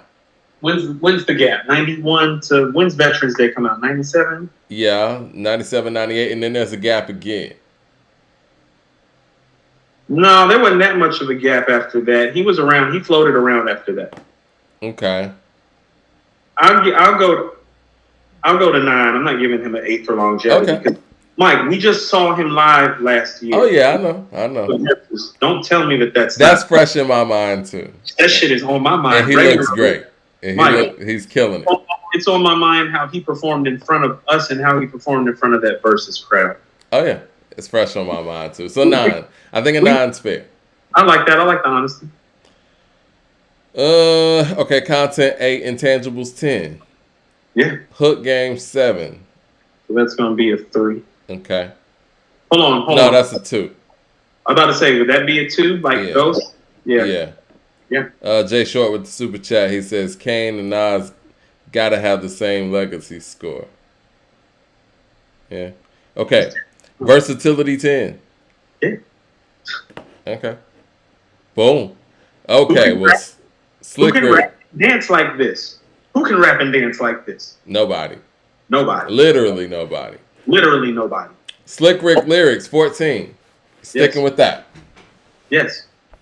Nobody's arguing with that, are we? Nah, I didn't see anything off top. Voice 10. Damn right. Delivery 10. Storytelling 10. Once again, to MF Doom fans, this is what A-list shit looks like. Keep going, Mike. Catalog of albums 12 out of 15. You want to revisit that right quick? Maybe. So I think that's his lowest point, man. It might be 11. Now we got a super duper album in that. So here's the thing about it. Okay, so Kane got a 10 mostly because he has one classic album, Long Live the Kane, and Suspect Material after that to a lot of people's. Right? Mm-hmm. I don't know if Slick Rick has that. Slick Rick, first of all, Long Live the Kane is not the greatest adventures of Slick Rick. All due respect to Kane. No, it's not. So as far as their classic rap albums, one is still in the discussion for top 10 greatest rap albums of all time, in my opinion, at times. And I don't think Long Live the Kane has ever been that outside of the era that it existed in. Plus, Mike, let's not forget, he does have the art of storytelling that he released in a different era, 10 years after the greatest adventures of Slick Rick. Yeah. And it is a 4 mic album, Mike. Street Talking, Me and Nas Bring It To You Hardest. Yeah. Frozen with Raekwon is on there. Yeah. The adult story track is on there, telling one of his like Indian girl type. There's stuff on there. I Own America. Hold on, Mike. Another Clark Kent track that sounds better than the shit that he gave Rakim. Yo, somebody said Conway is Coop's Doom. That's fair. I can take that. That's fair. I can take that. My guy lyrically will destroy your guy. You do understand that, right? Will rip your guy in half. 11. So we're going to go to 11 because it just seems fair for this long. We got 2 albums, even though one is 3, but one is a super duper album. That's fine. Because it's catalog of albums. No, you're right. The longevity of, collaborations. We got 10. That's going to be a 5, yeah. Is that a 5 or not? I mean, a 4? No, that's a 5, Mike. Okay. I mean, think about it. Early on, Dougie Fresh, Dana Dane. Right? My favorite Jermaine Dupri song is essentially a Slick Rick song. Fresh. Shit is crazy. Mm-hmm. Love that. I'm going to listen to it after the show. That's a lot of people's favorite song on that album, Mike. Oh, it's the best song on the album. And Money Ain't a Thing's on that album. No. Come and Get You Some with the Brett and Crazy Bones, the best song on there. I love that song, too. Yeah. Longevity of records, 10. Yep. Longevity of career, is that a 10? Well, I'm about to say, based on what we were talking about with Kane, this man did spend 4.5 years behind bars. And then there was a big break. And then had deportation issues. That was the break. So if you want to go, actually, his breaks have really been longer than Kane's. Yeah. So if you want to go 8 for him for longevity, I'm cool with that. Okay, let's do that. Right. Yeah, because I think that might have been scored a little bit too high. Okay. Yeah, I think we're looking at the time and then look at the gaps in between. Yeah. Songwriting skills, 10. Legacy, 10. Live performance, 9. Content, 9. Yeah, he's touched on everything. Intangibles, 10. That's going to be a 5. Yep, the hook game is 7, so that's going to be a 2 since we're doing 1 to 5. I'm trying to think. I'm going to give him a 3 just because he came back and did hooks, though. Yeah. Slick Rick and Outkast is on this jam. Oh, all those joints that I just named, even finally, real niggas that are Billboard charters. Me and Nas Bring It To You hardest. Yeah. He got the voice for it, too. Yeah, he does Frozen with Ray, too. They do back and forth on the hook. He's on Girls. With Q-Tip and Biz Markie. Yeah. 3 most unique voices in history. 3. Yeah. We're going to give him a 3 instead of a 2. All right. Versus, he would have been a 5 if he would have been in the era where that was important, I'm sure. Right. Yeah, he would have been. Yeah. Versatility, 8. Yeah. Okay. Now we're going to Draco. Shout out to Rigor Raw with the super chat. He says, R.I.P. Doom. He was dope, but overrated. Whoa, come on, man. We're not going to do that. He's not overrated. We're not going to say that. We're just going to rate him properly. Yeah. Moving forward. We're not going to do that. They're going to curse you out, Rigor Raw, in this chat. No. I love the Conway comment that somebody made. Yeah, I think that's pretty accurate. Fair. My guy's better lyrically than your guy. You do understand that. Drake lyrics, 12. Yep. I think him and Nicki are similar lyrically, right? Agreed. Voice, a 7. I'm not a fan of his voice. I never have been. It's been actually one of the distractions for me. It's one of the biggest distractions to me, in my opinion. Me too. And it's always been like that from jump. I know people think that I hate on Drake or whatever, but nah. That's no. One of them. Mike. That's what you do. We're going to hate on Drake together. Delivery, 8. You want to know what I was thinking about? I was thinking we might need to go up on the delivery. I was thinking that too because his delivery is very influential to its era. There's a lot of people out there who will use his flow. No, some of his flows are just dope though, like 0 to 100. I was thinking that was the first one that came to mind. Miss Me with Wayne. Tell me what's really going on. Need to back up in the again. Well, that's Soulja and Shawty Low. Right. Storytelling, 5. Yeah, he don't tell stories. Catalog of albums, 13. Hold on, somebody made a very good point. If they don't tell stories at all, really, why are you not giving them like a 0 or a 1 or a 2? Like, do Nicki and Drake tell stories that we can identify? Do we need to give them 0, 1s, and 2s? I'm sure there are stories out there, but right. Yeah. That's why. Right. That's what I was thinking. I just want to make sure you and I were on the same page with the thought process. Keep going. Because I think even the way. All right, you know what? Let's not do that with Drake. Because even when we talk about songs like Best I Ever Had, or if you talk about songs like How About Now, he's kind of telling stories about. I was thinking about Successful when he's talking about his mom. She's left to staying on my shirt. She only 5'2". You know what I'm saying? Yeah. So I think we might need to bump this up because How About Now was partly a story. Where he's talking about, He's a little conversational. He's conversational with it. It's introspective. It is introspective, kind of like Jay. What did we give Jay for storytelling? I think it was around like a 7. Let's revisit right quick because we got to stay. We gave Jay an 8, and I'm cool with giving him a 7 and putting him a notch below that because he's not Jay. But maybe the 5 is a little too harsh because he is introspective and he weaves some stories in. Yeah. Okay, 7. All right. Catalog of albums, 13. I think that's fair. Collaborations, 10. That's easy. It's kind of nice, actually. That 13 is nice in my opinion. Yeah, I think so, too.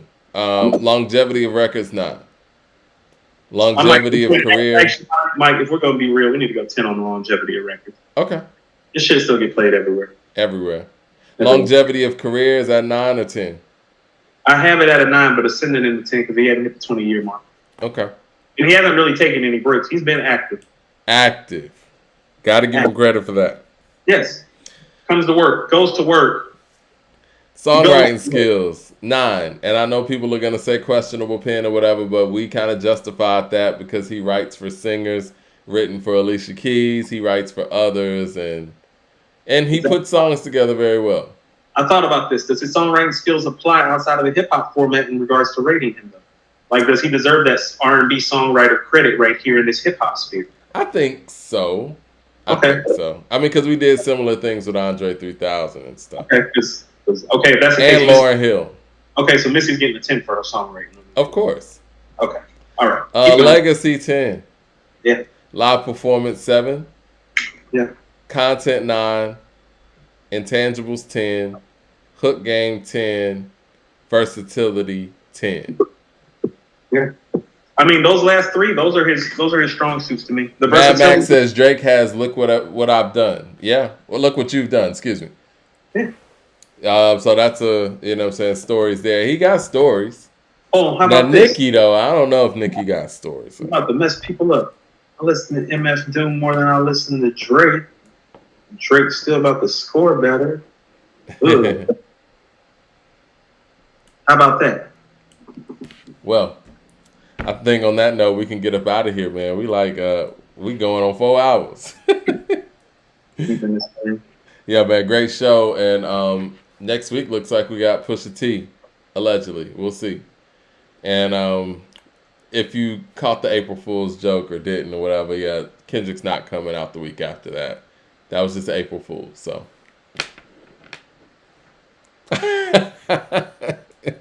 To April Fool's, nobody even believed. Like, I didn't fully buy into it. The people on the thread didn't buy into it. What? Nobody believed it. Mike. I could have set it up better, maybe. Mike, that is very problematic, okay? You set up there and did an April Fool's Day joke live on the show on Friday. I didn't jump. Our viewers didn't jump. Nobody believed that Kendrick was actually coming out. That's sad. Mike, when you said it, I kept on writing. I was like, okay, so he's coming out next week. I was thinking to myself, too, in my head. I was like, I don't believe that bullshit. Well, we're going to holler at y'all Wednesday, and we're going to keep y'all updated on a lot of the upcoming events that we got popping off. But, yeah, we're going to update this list. We're going to put it out there, and we're going to put out there who we're going to be rating on Wednesday, and we're going to do that Luda and T.I. mock versus on Wednesday. I'm scared. You want to know it? So am I, because I almost feel like I need to scale down some of the stuff. Because you're going to be picking from a more condensed and compact and heavy-hitting catalog. I'm going to have to go pull. You know what I'm saying? Like, Mike, you know I'm about to go pull up that Down from the King mixtape. You know that, right? I love that record. Ross says, "Thank you, Eminem, for not releasing new music."